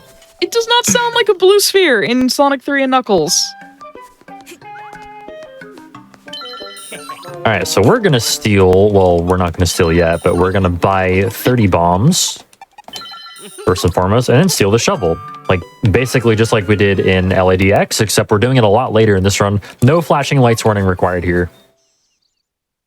They learned. This is much tamer. All right, so now we're going to steal the bow, which I think is still 980 rupees in this version. I believe that is correct. All right, there we go. Stealing's a little different in this version as well. I think it's just the cycles the shopkeeper is on and how he behaves. Yeah? Yeah, exactly. Pretty much. It's just how he behaves. All right, so now we're going to make our way straight to Candlelight Castle, which we skipped in LADX, but we get to see it live in the flesh here. Also, menuing is different in this version as well. Like in LADX, remember how I mentioned how the items aren't static in the menu? That is not the case here. They are static in the menu in LAS. Yeah. By the way, if it wasn't clear, by LAS I mean LA Link's for the Awakening. Switch. Yeah, Link's Yeah, Awakening it's like- Switch. And by LADX I mean the GBC version.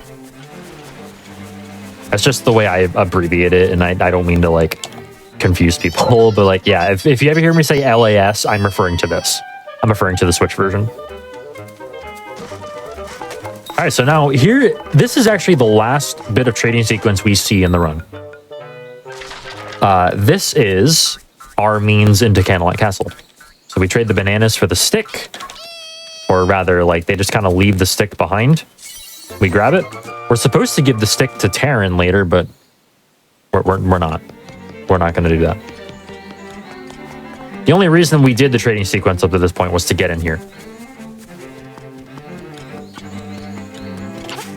So from this point onward, we have the bow, right? But our arrows are a very precious resource. We don't want to waste really any arrows. Like, arrows are super tight for the rest of the run. So if we can help it, I don't want to waste any. That's fine. Just like staggering that soldier. Oh, it still hit me. Nice.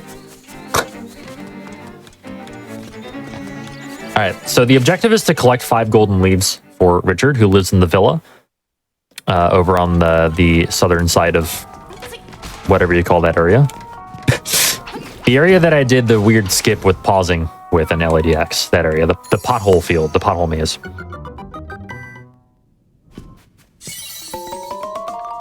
Shoutouts to the producer of Never Before Seen, Richard, by the way. Shoutouts to Richard.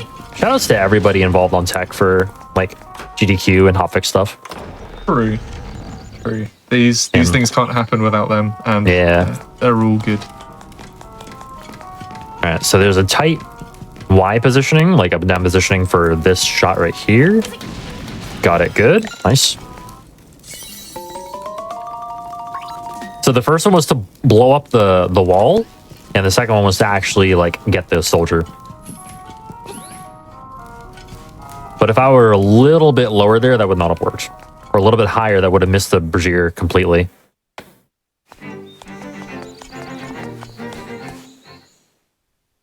All right, so here we have the ball and chain guard. The ball and chain guard is pretty tough, but with jump slashes. Oh, it took an extra step toward me. That's awkward. Okay, we're fine. 1 heart left, but we're fine. We should be fine. This game, this is exclusive to the remake. When you have low hearts, like, in other words, if you're beeping hearts, the game will just give you a lot of hearts. Like, it will make up for that. Nice. This guy has the last one. 2, and I can just hit the last one with an arrow, and we're good. But yeah, like, the game has a 70%, anything that you kill, slash, etc., anything that can drop an item, like a rupee, a heart, etc., will have a 70% chance to drop a heart if you're low on hearts, which is huge. And it makes getting health in this run much less of a priority than it would be otherwise. In LADX, it forces the hearts on you, but in LAS, it actually doesn't. You can skip heart containers in this game, in this version. And I will be skipping probably every other one but one in this run, or if I'm feeling uncomfortable later, I might skip one less. All right, so here's Richard. See if we get the legendary soundbite. Oh! There we go. We got it. Run is blessed. He can do one of a couple different sounds, but that one's by far the best.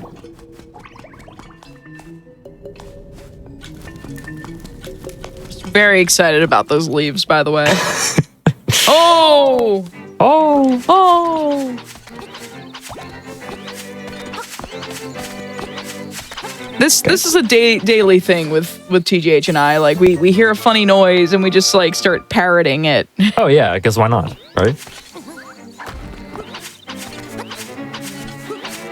Gotta have fun with stuff nowadays. To the person in chat who is asking if he has played the Game Boy version first, you might want to go back to the beginning of the VOD, and you will see a run of the Game Boy Color version by this exact same runner.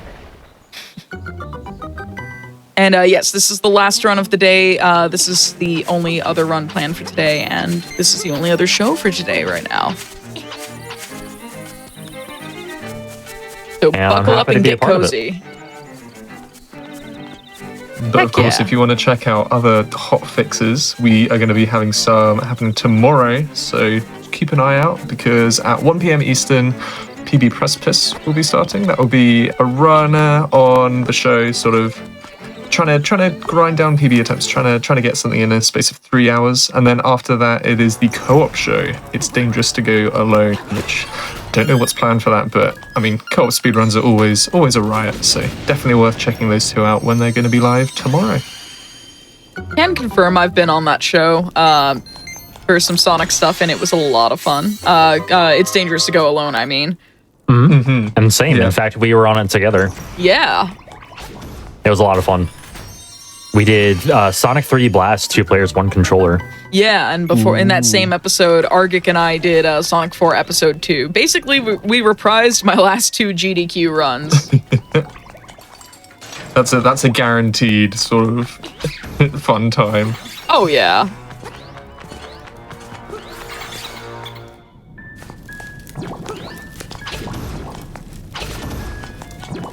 Oh, nice acorn piece of power combo.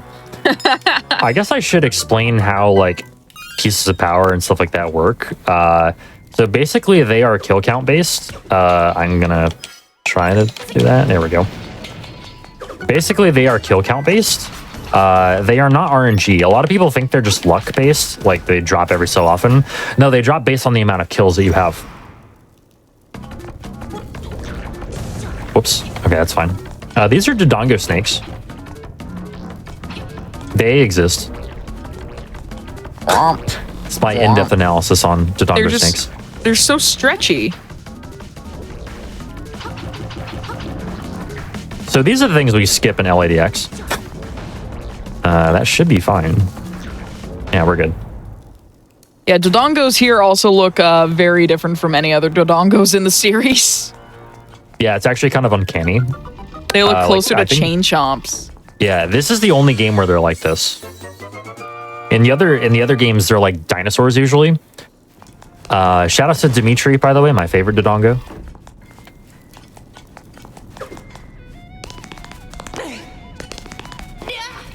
But yeah, these are just like Dodongo snakes. They kind of suck, actually. There's very, very, like... They're almost kind of uncanny valley for Zelda. It's weird. Ooh, I'm just going to relay this. We've got an interesting question from chat about which item of Link's Awakening would you like to have in real life? Oh god, I mean, if you could use it without breaking your arm, probably the hook shot. Okay, nice. Oh. Any particular item that takes your fancy?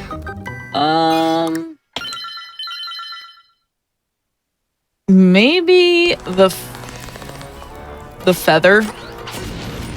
Okay. That would actually, so like it would greatly increase my mobility. I have mobility problems, and like you will never see me jump in real life. I'll put it that way. So if I had the ability to feel lighter than air and I could actually then jump, that'd be pretty heckin' awesome. And also if it's the feather that lets me do things similar to what happens in the Game Boy games with super jumps, you bet I'm taking that. That does sound fun. Yeah, it's a feathers one I hadn't thought of, actually. Like, it would be nice to be able to do flips whenever I wanted. Ooh, Pegasus Boots is another good one. Like, that... Either Feather or Pegasus Boots for me. Maybe Pegasus Boots so that when Jay and I are hiking, he stops leaving me behind sometimes. He walks much faster than I do. I don't realize when I do it. Yeah. It happens when I'm like looking around at other stuff and I just like... Well, I mean, like hiking on trails is often very pretty, so honestly fair. Scenic. It's very scenic. I've really enjoyed, like, since like the spring and summer have started, I've enjoyed hiking. Yeah, we picked up a hobby called geocaching, and it's basically real life treasure hunting, sort of. The best way I can describe it, yeah. Yeah. Ocarina, wow. Ocarina and Mambo is also, like, not a bad combo. Okay, so here's Slime Eye. Slime Eye is done a little bit differently here, but basically the idea is to slash the middle eye here 4 times, and then dash through the middle and split them apart. And then you have 2 separate eyes to beat. And if I'm really lucky, I can get a 0 cycle, but I'm not really lucky. That's fine, but we just wait for that to fall down and then dash into it twice and we're good. This is hopefully going to be the last heart container that I take. We'll see about that. We'll see if I feel comfortable enough to skip all of them, like from here on, but I want full health from here, so.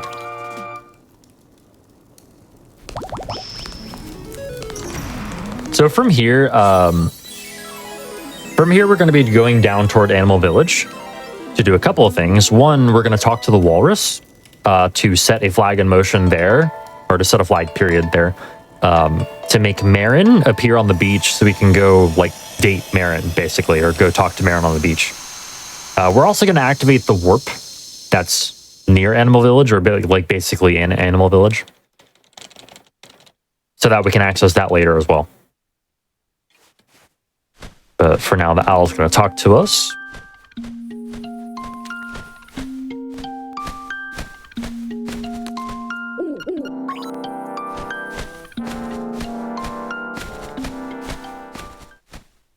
And after we do all this stuff near Animal Village, we're going to actually get the ocarina for the first time today. Oh god, imagine that. Imagine playing the game, like, getting all the items that you need. Yeah. Couldn't be me.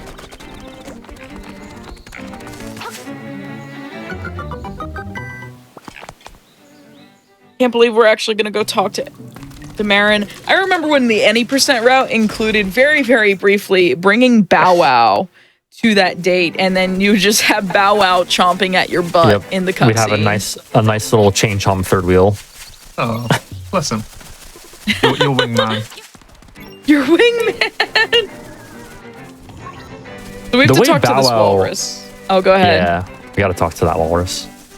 The way Bow Wow was situated during that cutscene, like during that run, was really funny as well. Like Link was just like chomping at Link's butt. Link was just Sorry, chomping at Link's butt. Wait, did I say that? I meant the chain chomp. Excuse me. Excuse me. Just forget I said anything. It's a Link eat Link world, apparently. Forget I said anything. Oh no.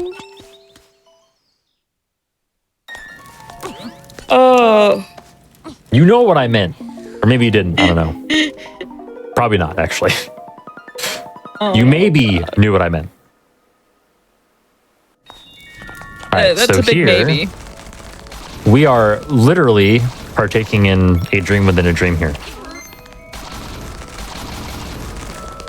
Okay, no troll acorn. That's good. No troll piece of power. Good stuff. So we got the ocarina. And the first song that we're going to learn is the Battle of the Windfish, but first we have to do some stuff. Battle of the Windfish is the song that's supposed to crack the egg open, like, at the end of the game.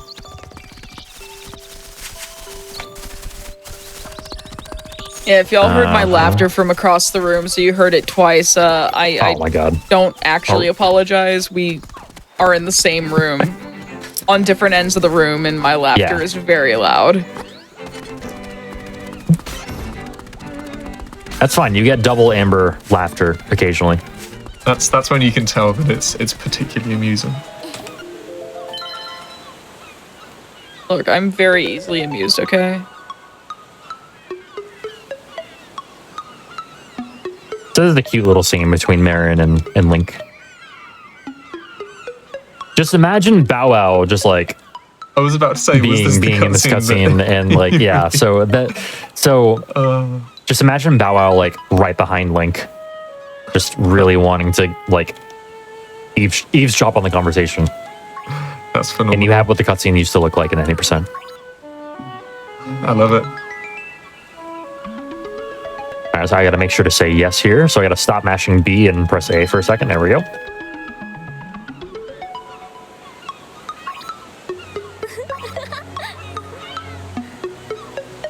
To mash text in this game, by the way, you just like mash the B button. It's the only button that instantly skips the text. Oh, she must be really light. Or Link is really strong. See? Link is really strong. Alright, so I actually really like how the music changes here. Music changes and just like becomes like super woodwindy. Did you just throw that rock at her? I did. Yeah. Well, I didn't mean to, but I did. She's pretty hardy.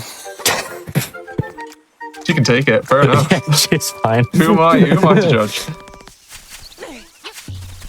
Never on purpose. I literally throw the rock away there just because if I throw it towards the portal, sometimes I can step on the portal before it's active, which is a thing. And then we have Marin sing the walrus, and listen to this remix.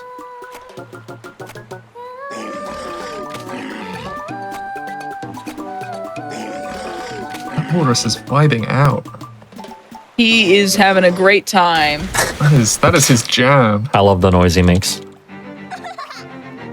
I think the best part is there's a secret seashell that walrus is holding. And the way you get it is later on in the game, we're going to get the ability to raise the dead via another song that we can play on our ocarina. Now, if you go back to that spot where the walrus jumped off into the water, you can play that song, and the walrus will return from the water to give you the seashell. And I'm pretty sure that the walrus is just dead. But it's okay, because we can revive him. I think it's actually it's the Battle of the Windfish that you play for him. I thought it was the frog song. I was pretty sure it was the frog song. No, because he really likes Marin's song. No, I know he really likes Marin's song, but I thought for sure it was like the frog song for that seashell. Maybe I'm misremembering. I thought it was the ballad though. Let me see.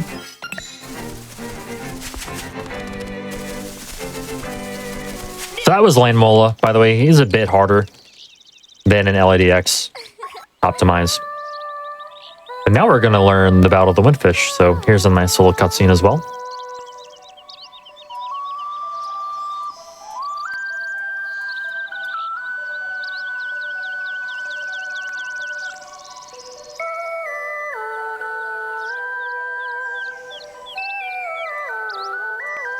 Oh yeah, it is Marin's song. Holy buckets. Why did I think it was Frog's song? What seashell am I mixing it up with then? Also, tag yourself. I'm the bird. Ooh, ooh. Is that bird swearing? No, but that would be fitting, wouldn't it be? Yes. What's the thing at the top right? I'm trying to It's a work bear. out. It's a bee. Okay, yeah, I'm The bear. I'm the bear. Is that a beer? Oh yeah, that is a beer. A beer. It's a beer. Here. Crack open a cold one. It's a beer. Cracking open a cold one with the animals. with the beers. Yeah, no, it was laying on its tummy and kicking its legs. Okay. I think yeah. That's what it sort of was. perception was failing me there. I said beer. Oh my god. Understandable.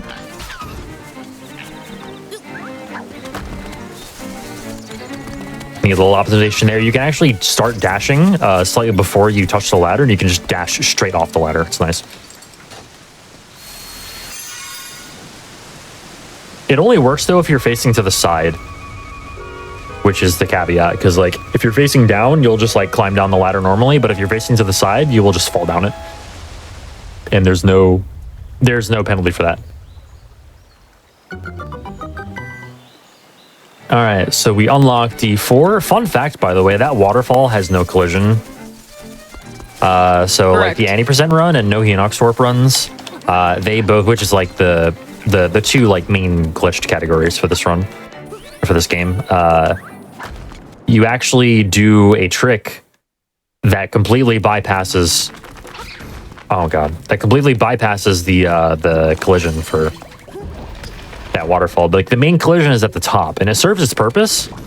Like, it's meant to keep you from like coming from the top, like we're about to do right now. But the game never anticipates for you to approach that from the keyhole, which is what we do in Any%.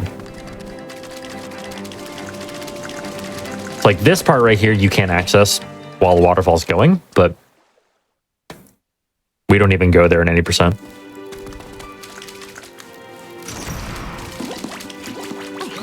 Need those bombs. So Dungeon 4 actually has like the first real like major skip of this run. Saves about a minute, somewhere between a minute and a minute and a half. So it's gonna be in this room. You might imagine what we're gonna do. We're gonna skip that like cross section completely. Here we go. I'm gonna jump over. Oh, never mind. I'm gonna grab these hearts for safety, but it's essentially gonna be a bomb jump. So we're gonna do a weird setup. Doing something called skewing, or skewing my angle, first and foremost, and then throwing a bomb out of bounds.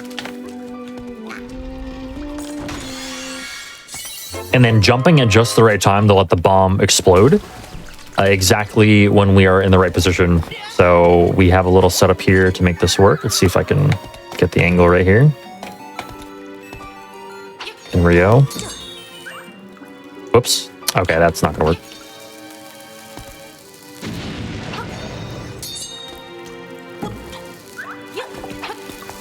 And oh, that missed me completely. Okay, well, I'd rather miss like that than miss with it hitting me, I suppose. Probably too far away.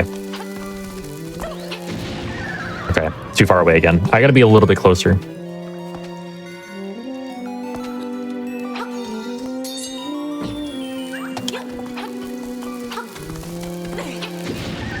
Okay, really? What's going on here? Come on, we believe you can do it. I believe. That looks like a better position. There we go. That's There it is. There we go. Nice. Yeah, that was just a little bit of a weird position first couple times. We are fine. All right, so here's cue ball. There's a way to quick cycle this fight, or a quick kill rather. There's a way to do it with an arrow. I'm gonna do it without an arrow because I like to save arrows. Do it with a dash instead. There we go. Nice. That's a little bit tight. I think it's a little bit tighter than without an arrow, but I'm going to grab that fairy for safety.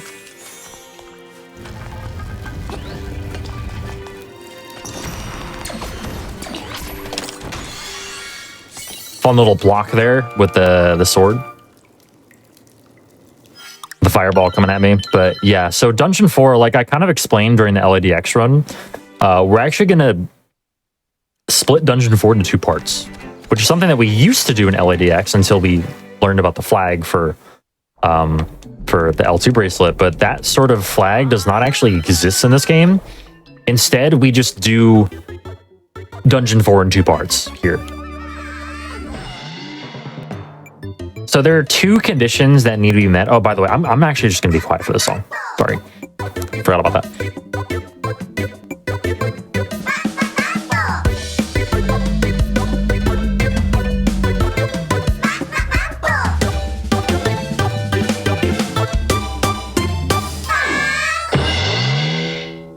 All right. So that's Monbo's Mambo. That's going to allow us to warp all over the map and utilize the warps that we have activated. I'm sorry, did you call it a mambo? Is it formerly pronounced Mambo? Yeah, it's Monbo's Mambo. My bad. My bad. We are going here. No, we're going here. I'm just very amused at Manbo. This is Mambo's Manbo. Mama loves Mambo. All right, so we're gonna do things slightly out of order here, but nothing too bad. Nothing too out of order. So we're gonna do Southern Face Shrine first to get the key. It's actually slightly, and I mean very slightly faster to get it here, because after you complete Dungeon 5, there's a bunny that's on the path in Animal Village that you need to walk or run slightly around instead of right through where he is. And doing D6 now as opposed to later saves like a couple of frames, maybe. There's another reason, but I'm not too concerned about it right now. The other reason concerns piece of power count. And frankly, like since this is a marathon run, I'm not too concerned about piece of power count. That piece of power being that. What was that? I don't know. That was weird. That was weird.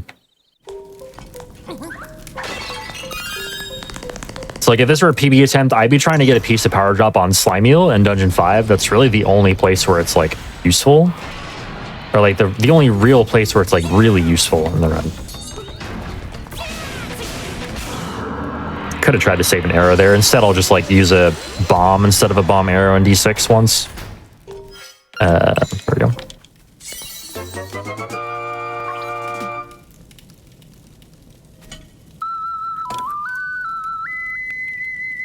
All right, so now we're going to do D5, which is over here.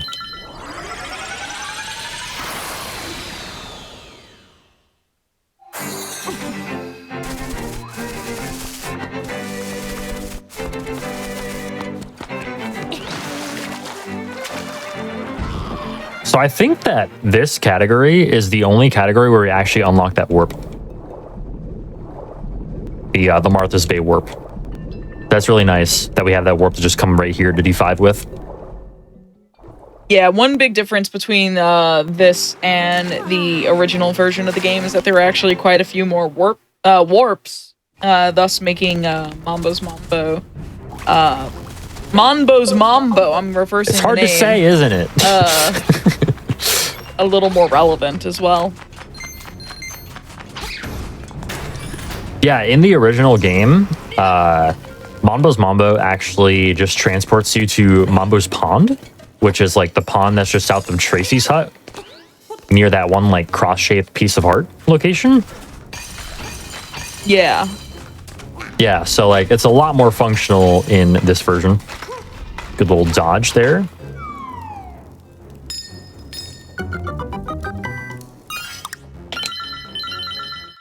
Okay, so there's our first key, and now we're gonna go to D5 proper, and we're gonna fight Master Stalfos 4 times.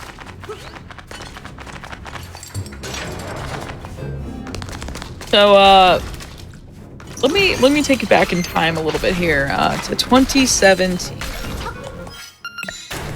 A game called Undertale was out, And TGH here was about to run it for AGDQ 2020.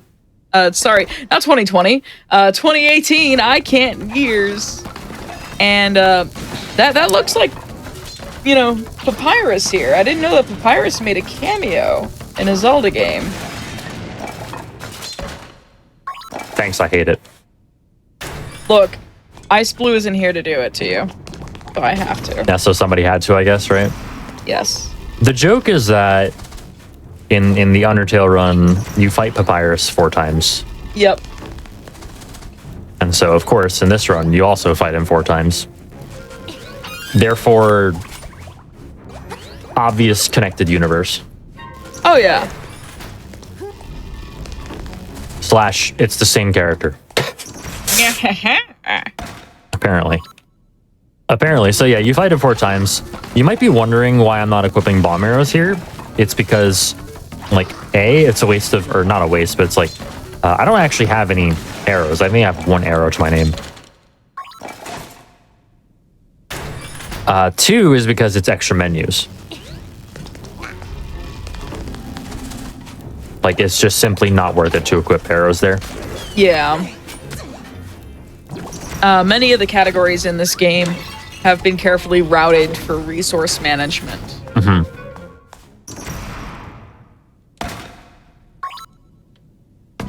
I find the voice of the streamer soothing. He streams overnight typically, and his great dulcet tones can put you to sleep during the overnights. So be sure to follow twitch.tv/TGH_SR. I've seen that word a bunch, but I don't know what exactly it means. Dulcet? What does that mean? What does that actually mean? I'm gonna find out once and for all right now. It is sweet and soothing, often used ironically, especially of sound. Record the dulcet tones of your family and friends. Of course it's used ironically. Of course it is. Of course. But I do stream overnights. I've actually typically been doing a lot of not speedrunning recently. But if you like Pokemon challenge runs like Ironmon, that's what we're focusing on over on his channel right now. It's that's what I've been doing. Fire Red Kaizo. I made a mistake. I was so caught up in the definition of dulcet and the supposed irony in the usage of the word that I forgot to get the hook shot. Anyway, nobody saw that. It's fine. Okay, so we're going to get the hook shot now. That never happened. I don't know what you're talking about. That never happened. I saw nothing. Yeah, this is a dungeon where, like, okay, in all seriousness, though, you do save and quit a lot to, like, you know, go back to the beginning of the dungeon a lot. So I'm not surprised I made a mistake like that while in the midst of a conversation. But it is fine. It is fine. Everything is fine. The chat knows exactly what we mean. Yeah. Like, what never happened? Exactly. You're on board. Yeah, we definitely didn't see a hook shot, but now we see it. We see it now. Very important. Unbelievable. Okay, so now we're gonna go do that thing that I never did. We're gonna go the same way that I never went to go do the thing that I tried to do but didn't do, which also never happened.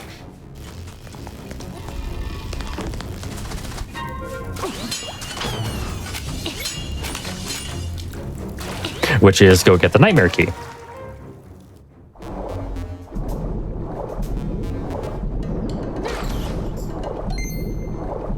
I would laugh if my piece of power count lined up. Because I did that. I laugh so hard, because, like, that's just purely an accident right now if that happens. Oh, yeah. Okay, but yeah, the hook shot allows you to do that. But a difference in this version is that you can use it in all 8 directions. Whereas in LADX, you can only use it in the 4.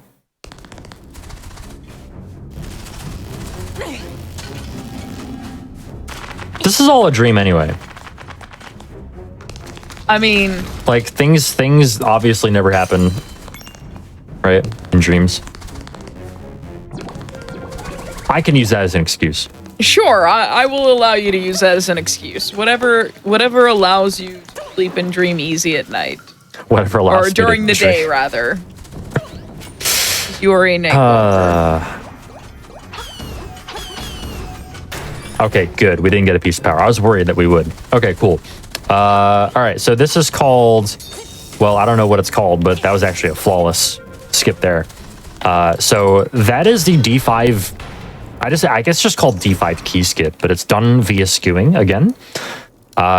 So, like, the design of that room obviously does not intend for you to hookshot that block, but if you angle yourself properly, there's nothing stopping you from doing that.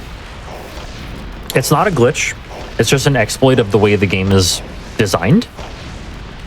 It's like the definition of an exploit.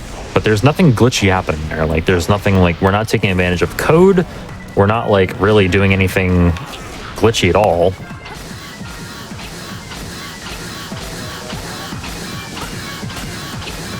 Come on. All right, we gotta hit this. We gotta hit this 16 total times. Ooh. Oh. No. Oh, that was weird. I hit it 16 times and it didn't die. This is it. There we go. Yeah. There we go. You probably hit it when it was too deep into its cavern. Yeah, maybe. But it was definitely 16 times that it made that sound. So that's weird.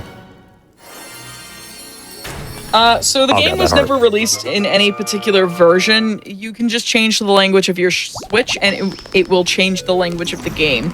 So he will change his Switch language to German, and it gives him fewer text boxes because of the German script of the game. Yeah, exactly. It's like, simply put, it's a console setting, not a game setting, or not a game version. It's just a console setting. Yep. And you too can change the language of your Switch in the system settings very easily. It's always really funny watching you accidentally boot up Pokemon Sword in German when you went to go play competitive. Yep. And it's like, I can't read this.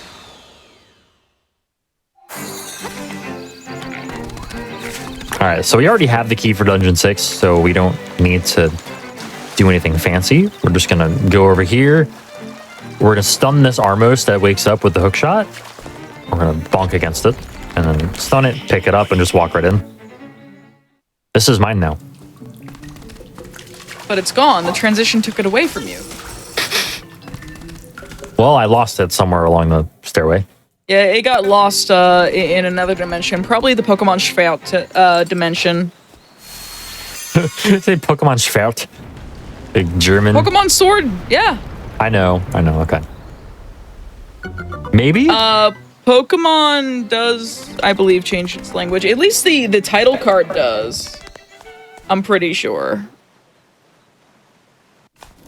The title card definitely does. I know that you select a language when you start playing and you can't change it. But the title card changes to, instead of Pokemon Sword, it's Pokemon Schwert.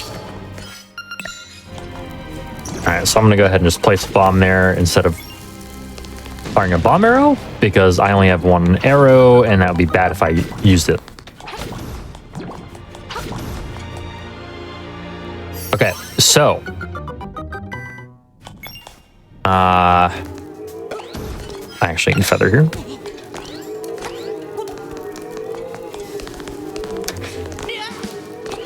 Oh, when do you suppose we'd be taking our first break? Oh, probably right after this dungeon. Okay, because we're at D6, and we had just finished D5, and kind of forgot about that. Okay, I think at the end of D6 was where we had proposed, was where we had, like, figured we'd end it, or we'd take the break.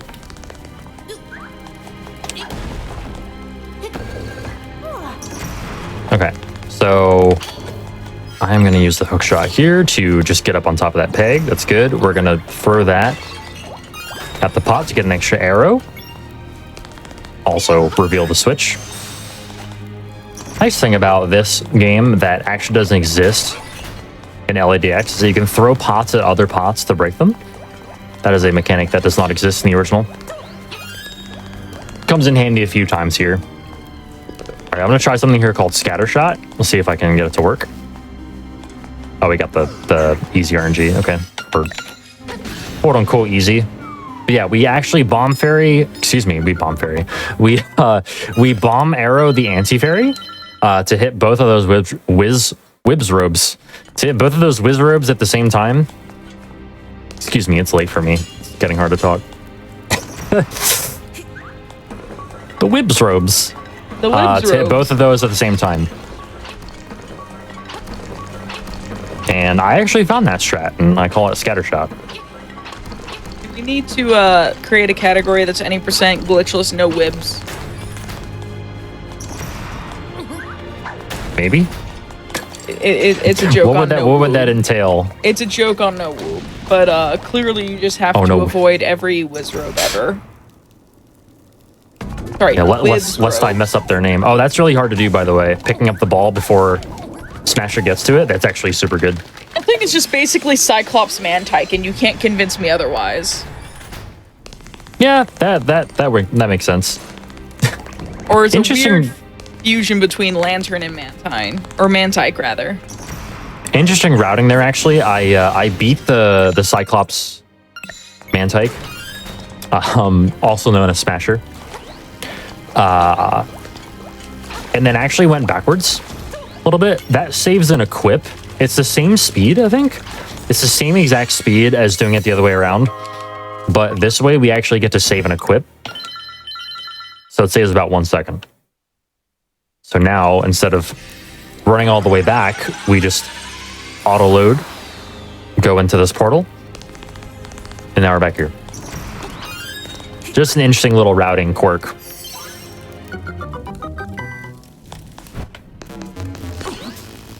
Oh, you're about to see, oh, whoops.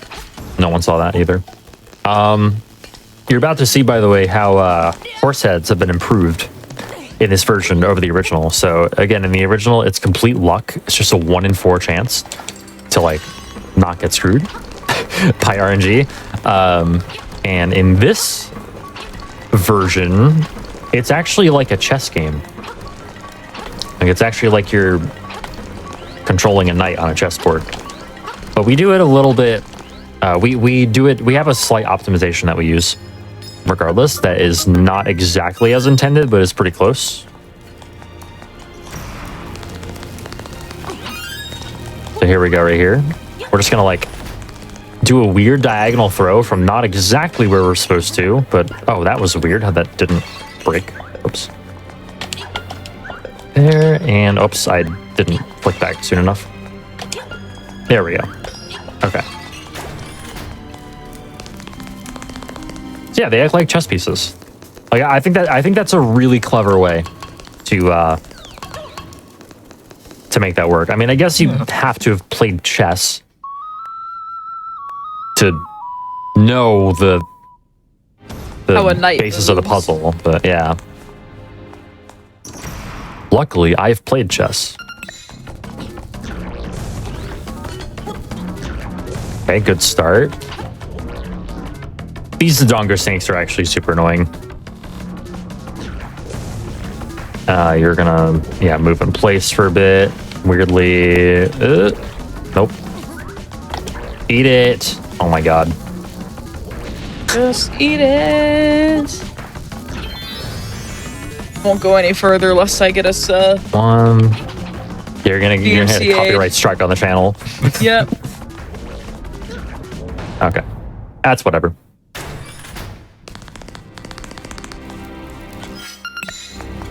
So behold, the only chest in the game that you have to open by throwing something at it. There it is. It's the same way in LADX as well. And I guess that owl statue actually tells you.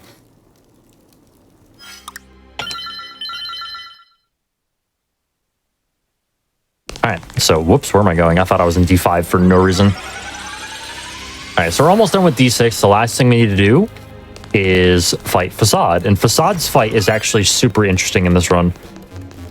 Whereas every other category, really, where you skip Facade by getting up on the walls.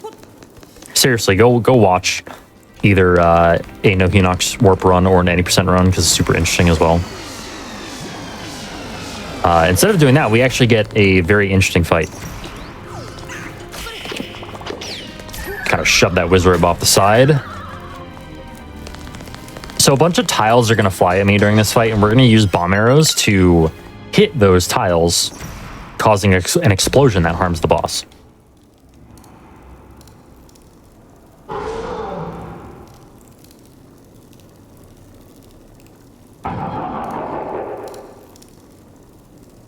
Oh yeah, roar! Obligatory. Sorry, Very important.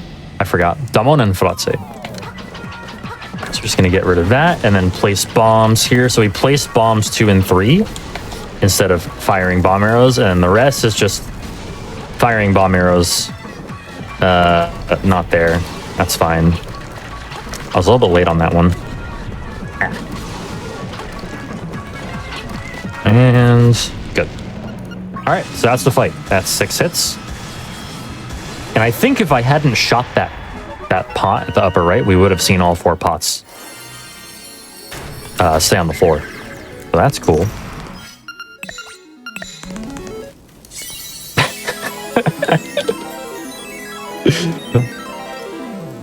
All right, so yeah, I guess that's where we can take our break. So that is the end of Dungeon 6.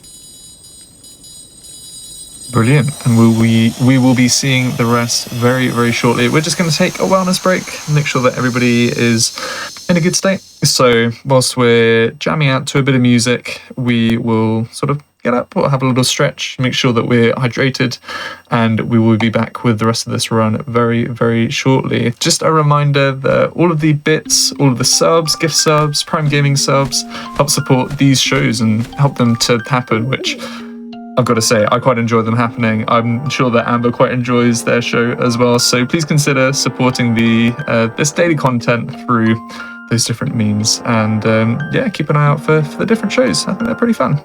Yeah. But we will be back very, very shortly. And yeah, see you on the flip side. Did you miss us? We are back. For the people who might have sort of joined us a little bit later on, this is Going Places. This is the GDQ Hotfix that I like to describe it as a travel show. So we go around the world playing games as we go on our handheld consoles, and we also travel to distant lands, or maybe lands that aren't too far away, to have a look at region-exclusive games. We have had a collection. We've had Zelda Link's Awakening. We've had the original. We've had the director's cut, and we have now got the remake. We are finishing off. TGH, take it away. Thank you. Thanks, Hibby. And again, thanks for having me on. I appreciate it. All right, so we left off at the end of D6. I guess I'll count back down for the resuming of the talk of the clock. Excuse me, the timer/clock. I don't know. Can you tell he's been up for a long time? I am losing a bit of steam, so I apologize if I seem a little bit winded or like off kilter, even more than normal. But anyway, yeah, I guess I count down from 5 to resume. 5, 4, 3, 2, 1, go. All right, so the next order of operations is to warp on over to where the signpost maze is, and we're going to do the signpost maze to get the Frog Song of Soul, which is the best song in the game. Oh no. By the way. If you say so. I'd like to request that we be completely silent for the Frog Song of Soul. Because we should be. I mean, I'm glad I don't have to hear it. I don't have any audio on my game feed. I'm kind of sad that I don't get to hear it. I'll have to listen to it afterwards. Just enjoy the tongue flapping in the wind. Okay. That's what you can that'll do give with you an no idea. audio. But you may recognize this frog from a certain Mario game. Oh, okay. So I assume you're reading these signs in a particular order? Yeah, there's Yes. an arrow that says like go here, go there, etc. And you have to read all of them in the order that they are pointed at. And finally, when you have read the final sign, it will unlock This happens. that.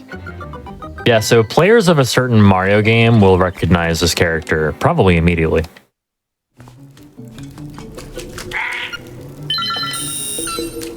It even directly says his name like on the dialogue box too. What's really funny is this character is called never mind, I'm gonna be silent.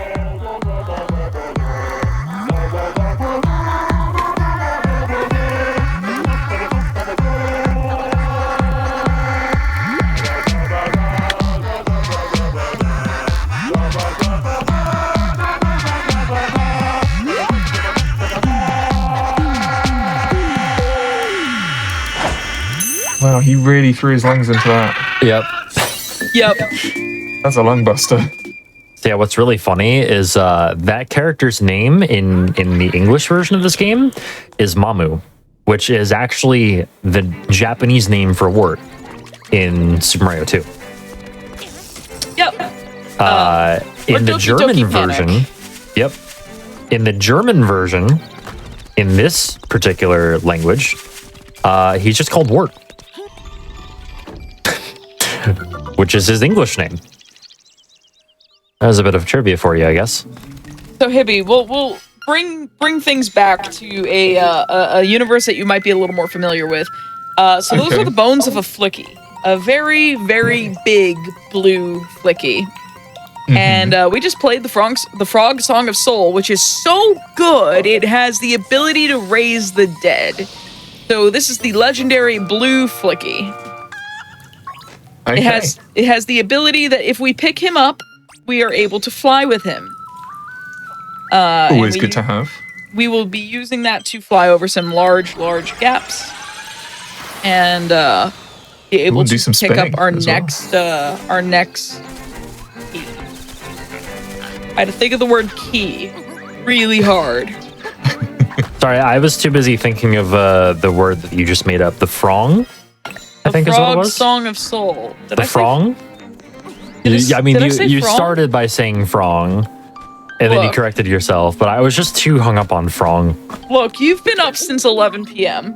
I know. I have 4 hours of sleep. It's fun.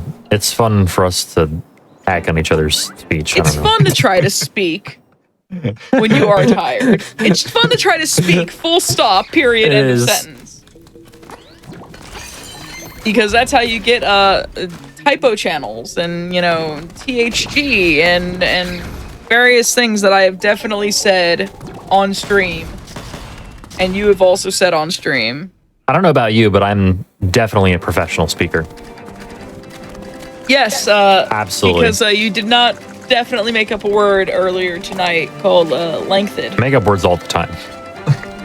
That's what a professional speaker does. Make up words. We don't do words. We do a little speaking. We do a little speaking. This jump is scary, by the way. Sometimes we do. Ooh. That jump is scary. If you fall down this hole, you lose like 35 seconds. So yeah, that jump saves like 2 seconds or so, and it's pretty scary.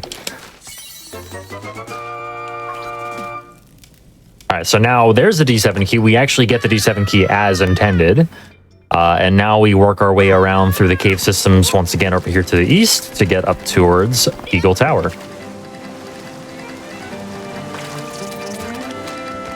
Yeah, Shakespeare made up words. Why can't we? Exactly.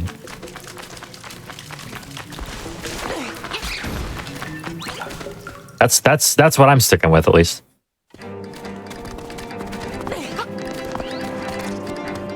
Little optimization I'm doing, by the way. I'm actually jumping. Like if I'm approaching a ladder from the side, I'm jumping and then slashing towards the ladder to actually like set Link's orientation towards the ladder so that he can grab it. Just a little thing. Just little things. Like the little things are made much more important in categories like this, where like there's not a lot of like heavy glitching or like huge time-saving things going on. It's just like a lot of it is in the very little stuff. See, I just made up a word there, like thuff, little thuff. It I don't know. Making up words can be fun. I mean, you definitely, like, when you went to nickname a Pokemon earlier on your stream, after a viewer that had, like, subbed or resubbed or something like that, or gifted subs, I don't know. Their name was too long to fit into the characters you were allowed for a Pokemon name. So Wait, it wasn't long. It wasn't long. It was lengthened. Yeah, it was lengthened. It was lengthened. It was too lengthened. We Yeah, really it makes need to get a sense. translation dictionary for you. That's certainly a collection of letters. I can get where you're going with that, though. I think we can let that pass. I reckon if you had the letters on a Scrabble board, I'd let you have that. Take the points for that. Yeah, I wouldn't accept anything less than double points for that, personally. True. All right, so now we're actually doing D7 as intended. We are using the ball, and you get to see how this place is done and designed, like by design. This dungeon is widely renowned for being very confusing, I I think. hate this dungeon so much. Yeah. Like, both in my Game Boy playthrough when I was in high school and when I replayed it on Switch, I had to look up where to go in this dungeon because it's not fun. It is not fun going in circles for like an hour.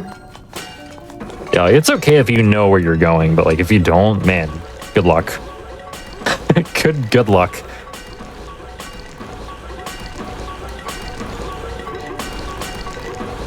I want this thing out. Okay, that works. Yeah, so there They have are. the DVD screensaver in this game. Yep, they certainly do in the form of the anti-fairies. Yeah, there are flying power-ups that you can get with the use of the feather, including hearts or powder or other consumable resources like bombs and arrows. So if he was damaged enough here, he would want to maybe pick up those hearts. Ironically, they are also surrounded by spikes. Whoops, those spikes. to be Exhibit. exact.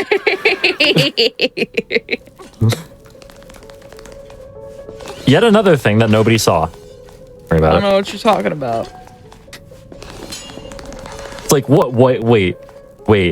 I don't think it's clear what spikes you mean. These. Those. All right, so we got the mirror shield, which is useful for precisely one thing in this run, and that is accessing Dungeon 8 and nothing else. Yep.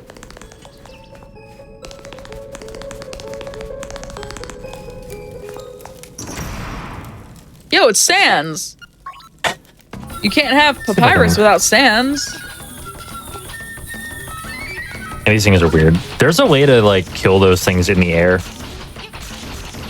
and I don't know how to do it yet. I've never like actually properly tried it yet. It saves apparently 1.3 seconds.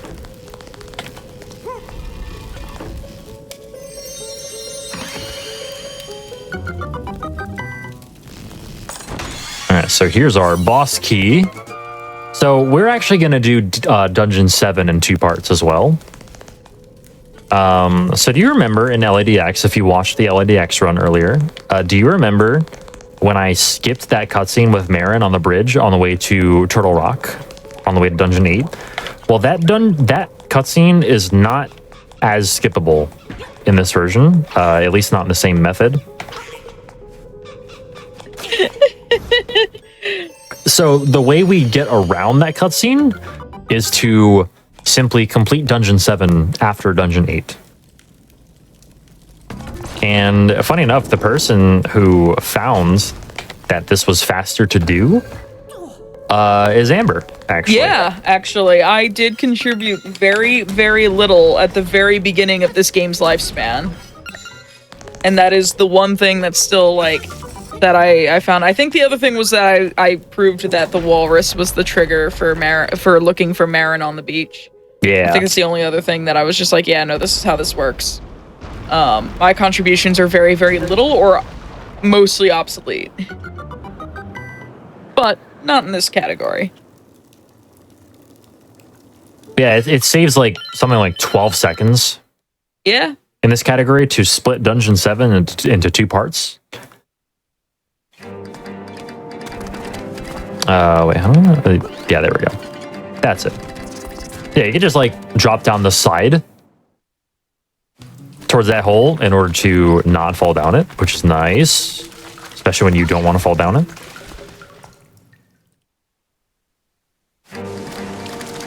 So yeah, the cutscene on the bridge would happen here, and there would be no way to avoid it.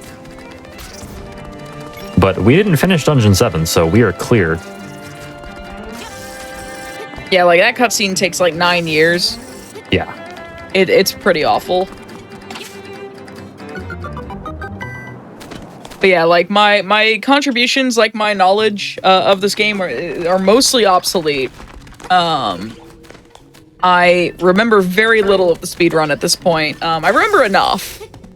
But that was when I was more interested in picking up the game as a speed game, and then I just kind of didn't. There were other bigger fish for me to fry at the time.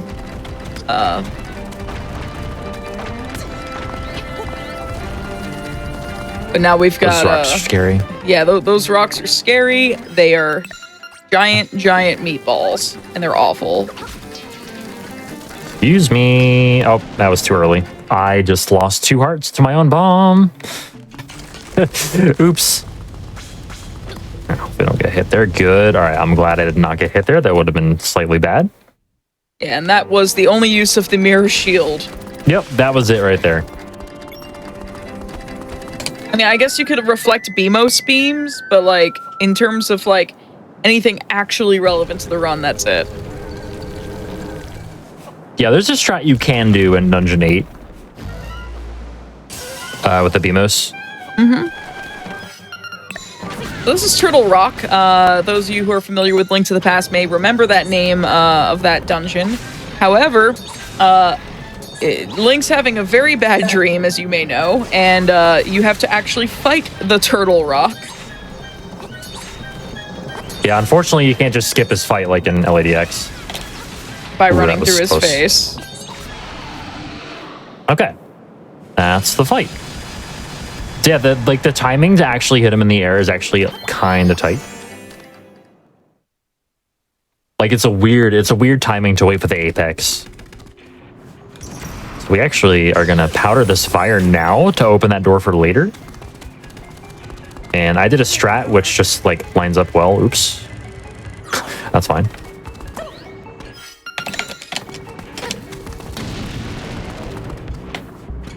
Turtle the Rock Monster, yep. That's an arrow wasted. That was pointless. Okay. Are you gonna have enough arrows for the end of the game? Yeah, I should. Okay.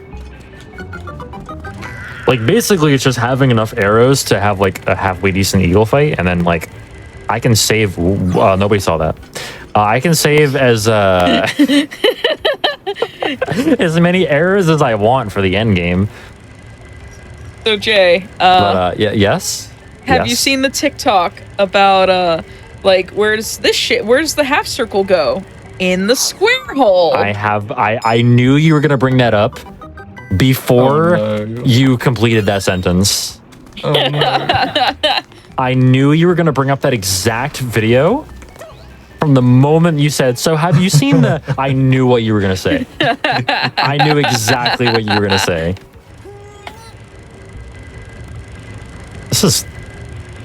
That is definitely the right way to go, I guess. Look, puzzles aren't my forte, okay? That's all I'm going to say. I want this. Neat little tech here to just like use a bomb, pause immediately, and then use an arrow. Because you have enough frames there to... Whoops. You have enough frames there to make that work. I think it's like... I don't know, this game doesn't exactly work in terms of frames. It works in terms of, like, ticks, but... you have the equivalent of, like, probably anywhere between, like, 6 to 8 frames to make that work.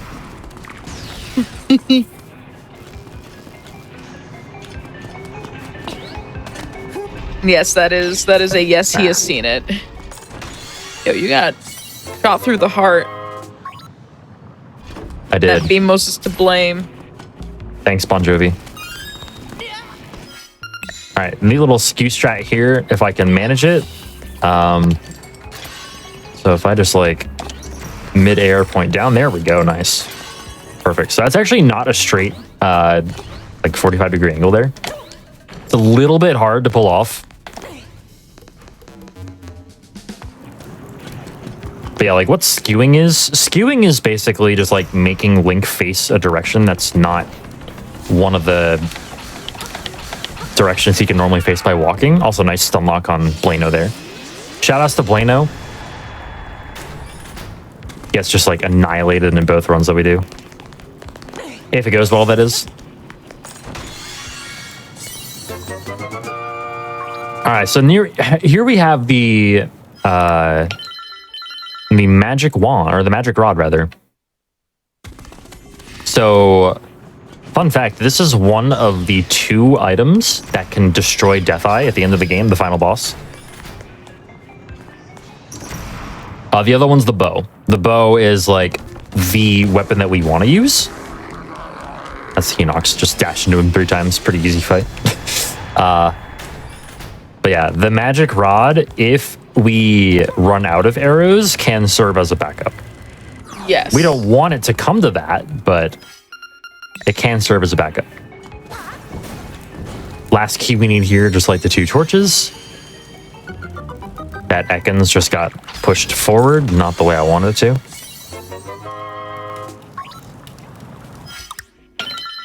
One more auto loads at the beginning of the dungeon. We're almost done.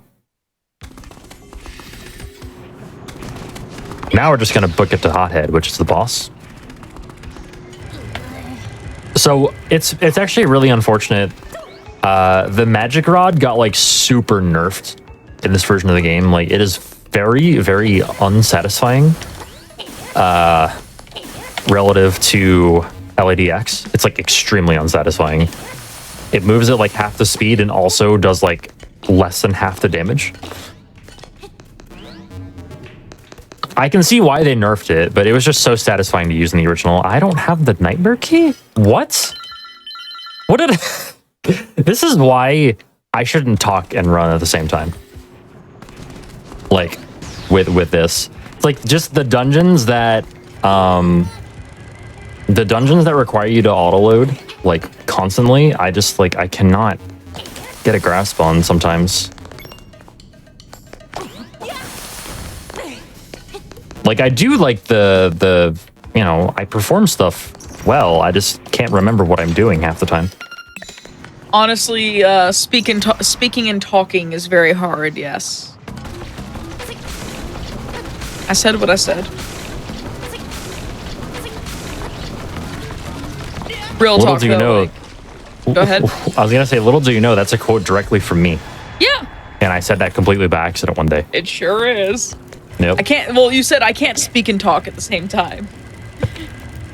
I can't speak and talk at the same time. I can't say I'm not surprised hearing that from both of you. Yeah, so did you mention that the magic rod in this game got nerfed compared to LADX? Yes, I did. Okay. The boomerang also got like super nerfed, didn't it? Oh, yeah. Yeah, boomerang is an item that we don't see in either run because you only get it upon like completing the trade sequence. But yeah, the boomerang also got super nerfed. Like the final boss used to be a one-shot with boomerang. It is now does the same damage output as magic rod, which is half what the bow does. All right, we get to do this again. I pulled it off well the first time. See if I can do it the second time. Nice. There we go. That's a little tricky.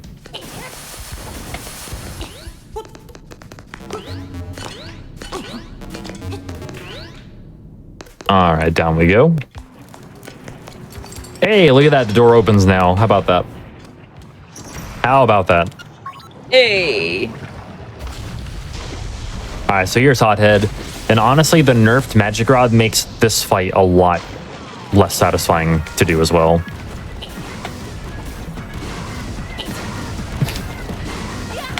Oh, come on. There we go. 2 hits. Missed that one, missed that one. All right. So, like, yeah, the idea here is just to, like, really? Yo, Hothead with the dodges. Yo. Hothead's got the strats. Yeah, the idea there was just to get 2 hits and then get to the back as soon as I could so that I'm near the door when he dies. And there we go.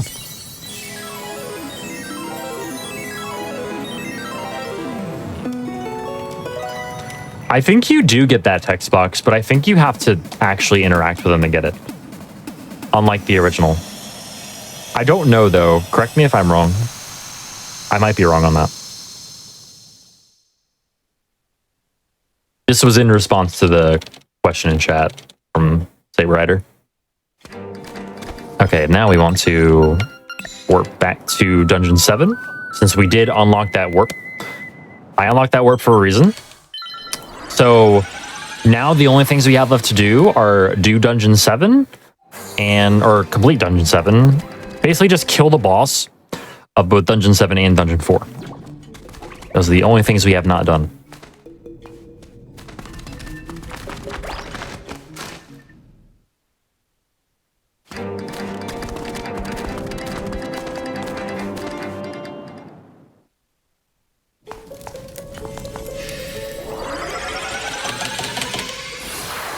So we take the warp that we established to get back here. We've already gotten the Nightmare Key, so like we're fine. We're fine on that front, at least. We don't have to worry about forgetting it this time.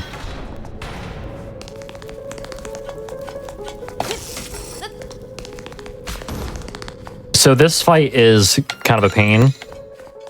And we only have 16 arrows to deal with here. We did waste a few throughout the run, so it is what it is.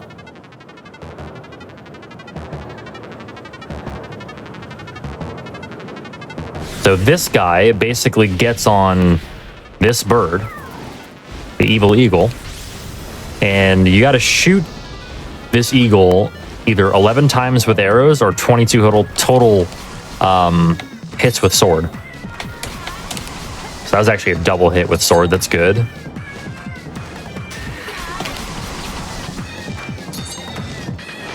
Oh, so whenever he does that attack, you can actually just climb down the ladder a bit to reset.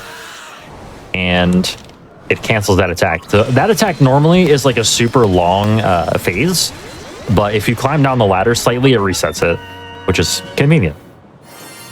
Because, yeah, it's pretty long. It makes that fight a lot less painless to deal with.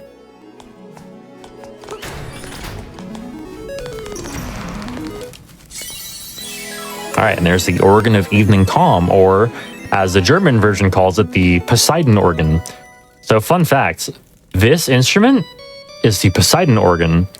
The instrument we get in Dungeon 4 is the Neptune harp.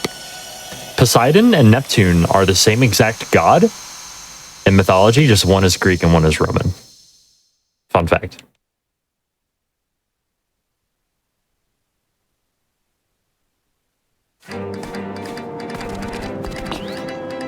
All right, so now we conveniently drop straight down this hole.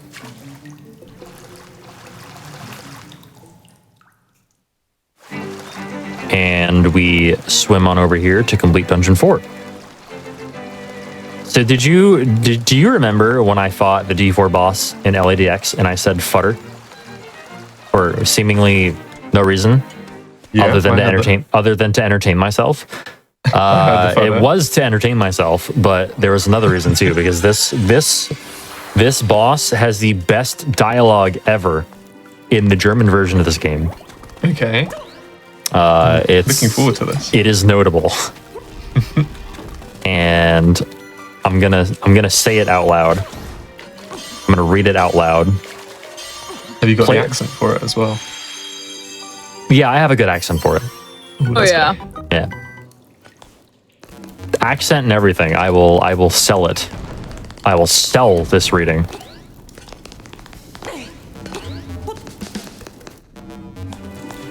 I believe in Jay. I'll put it this way. When he first read this out loud for another marathon that I was sitting in on commentary, back when the game was still very new, he said this out loud, and I lost it. I absolutely died laughing for the rest of the run. Okay, that Swag bodes well. jump. Nice. All right. Wait, I don't know why I'm doing that. Whatever. All right, here we go. Ready?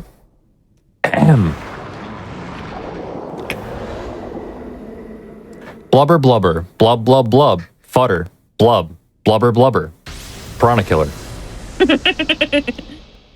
Ne'er a truer word was spoken. So for what it's worth, fodder is actually fooder. Yes. Because basically what he's saying is like, I'm hungry, I want food. And you Yeah, look pretty like much. food. Basically where he's coming from, but Jay has read it as fodder because he's uncultured. I genuinely I do speak not. good German, okay? I genuinely do not remember which marathon it was. Was it like Supersonics or something? I don't remember. It was might like have been. several years ago now. Yeah, it was a long time ago. It was before AGDQ, I think, because like we all read fodder out loud for AGDQ 2020. Fluent in German, PogChamp. Oh my god.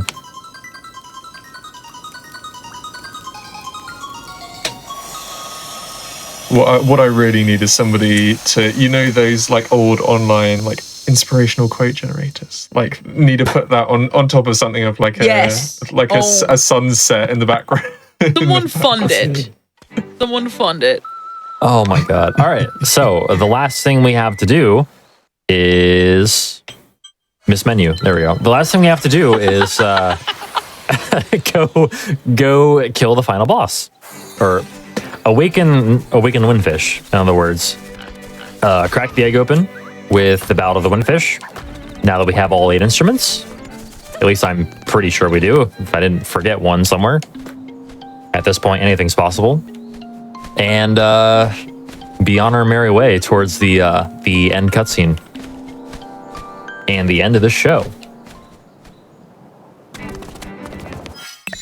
All right, so let's I'll request that we stay silent for this song because we were not silent during the Game Boy version, so we'll stay silent for this one.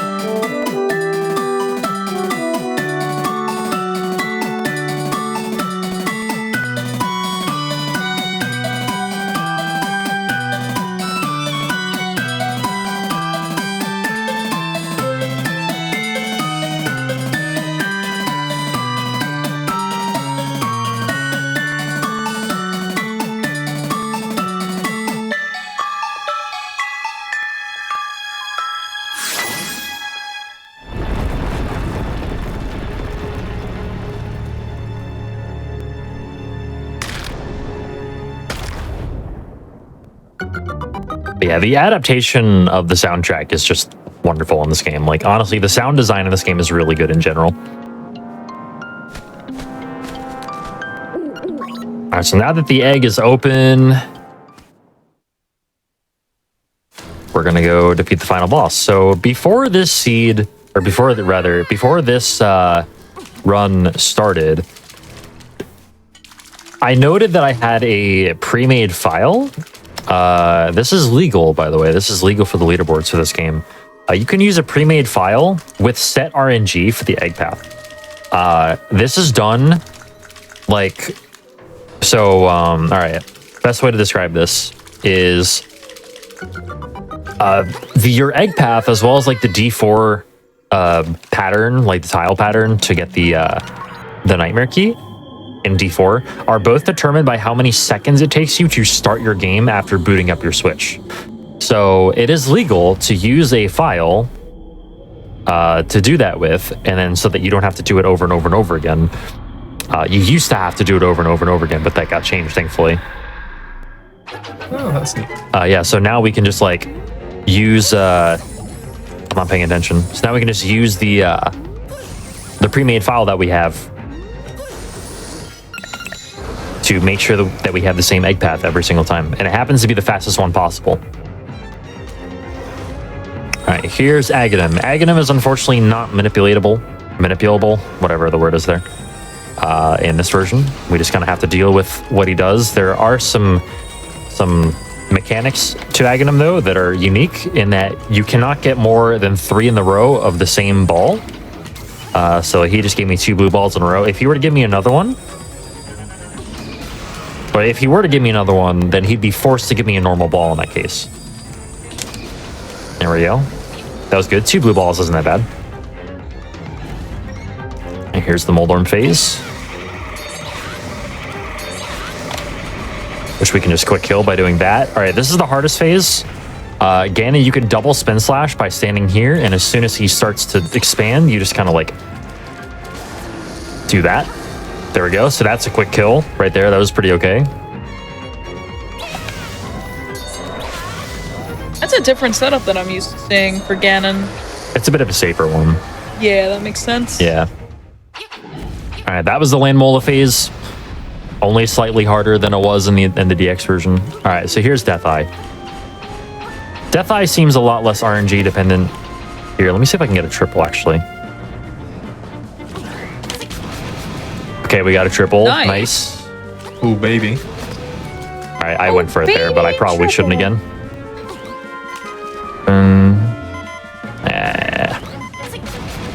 Yo, I got another one. That's a 4th cycle. That's really hard. That's a 4th cycle Death Eye. And time is going to be when the screen fades to black after we climb up the staircase here. It'll be in about 3 seconds. And time. GG. Tell me that was still underestimate despite going the wrong way like 3 times. Because I was talking in the midst of it. Was your estimate a 145? 145 was the estimate. Yeah, it looks like it was probably a 143. Yeah, just Nice. over a 143, a 143.08. That tells me that's a good estimate. That's what that tells me. All right. But yeah, that was Link's Awakening Glitchless. Or Link's Awakening 2019 Glitchless. I hope you all enjoyed that. Yeah, I've got to say, I enjoyed it. And it's interesting seeing sort of what's different between the different versions, because of course it can't just be a simple copy and paste. It's a complete remaster, and it's interesting to, like, I'm not the biggest Zelda nut. I'll say that. I'll say that straight up. But seeing how they've remastered this game, I think it's really neat. Yeah, I think as far as the speedrun goes, like, I know these weren't casual playthroughs, but like this does a good job, I think, of like just portraying like the differences between like just the way the game looks and maybe feels as well, between one era of gaming to another. But yeah, it's been really cool, honestly. Like I remember seeing the opening cutscene for this game happen and just getting chills. For the remake specifically, just because like it was just so nostalgic. Like I grew up with Link's Awakening. Like my first game ever was the original Legend of Zelda, but the first game that I really remember playing and falling in love with was Link's Awakening DX. So yeah, when I heard that this was getting remade, in like basically HD and like overhauled and like for the Switch, I was pretty delighted, and I wasn't disappointed by what it ended up being. So this was like the only game that you've ever said before it came out, I'm speedrunning it. Yeah, pretty much. The only game I've ever said I'm speedrunning this. Exactly. Before even seeing the game, before knowing what it even looked like, really, I think. And yeah. Glad I did, Awesome. for sure. Well, if you've sparked interest in anybody in the chat for this game, is it a similar place to go and find resources? And I think there's very similar resources on SRC, especially for glitchless. There's a glitchless tutorial, I believe was it B-Dude? I think B-Dude made a tutorial, either B-Dude or RR-Han. I can't remember. It was one of those two people. Shout outs to them, both of them. They've both made really good resources as well for this game. Check out their tutorials for Glitchless.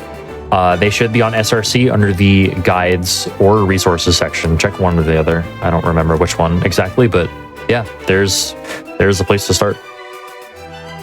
Cool. And once again, thank you two for being on. If people have enjoyed any of the gameplay and enjoyed you, I don't see why they can't, because you two are absolutely delightful. Where can they find you?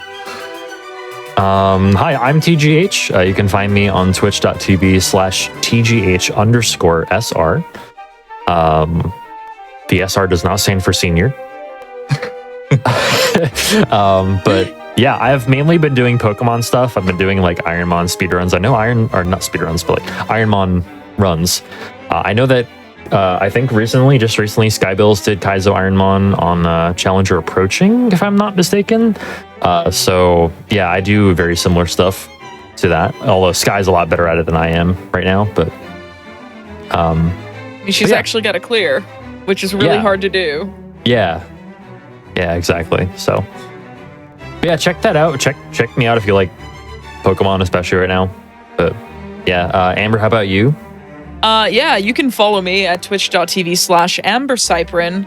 I've been talking throughout the chat. I do a mix of Pokemon and Sonic content a lot of the time. Right now, I'm very, very heavily binging on Pokemon. I'm also doing Ironmon, but I'm doing Pokemon Emerald Ultimate Ironmon. So I'm not quite as cruel to myself as TGH here with Fire Red Kaizo, but I'm currently doing that. I also do like Pokemon Crystal Key Item Randomizer, Full Item Randomizer, and solo challenges. I've beaten the game. I've beaten the vanilla game of Crystal with just a Wooper, and I've also beaten it with a Pichu, and I don't know what I'll do next. Who knows? But you can follow me. When I do Sonic stuff, I do like Sonic Adventure 2, Sonic Adventure. I've done like Sonic Heroes. Like I've done all Emblem like collections playthroughs. I am planning on eventually going back to this thing called the Sonic Series Retrospective, where I aim to play or replay every single game in the series that I can get my grubby little hands on. And yeah, that's it. Otherwise, you can catch me every other Wednesday here on GDQ Hotfix, hosting Never Before Seen, and that includes this coming Wednesday, where we will be having Midnight Vesper and Air Angel running, and I said their names in reverse of what they're running, Spectacular Sparky and Karma Flow, the rock opera video game. It's going to be starting at 10 p.m. Eastern, following up Mercy Kill. That is Skybill's show. Check me out this coming Wednesday night to come support Air Angel and Midnight Vesper.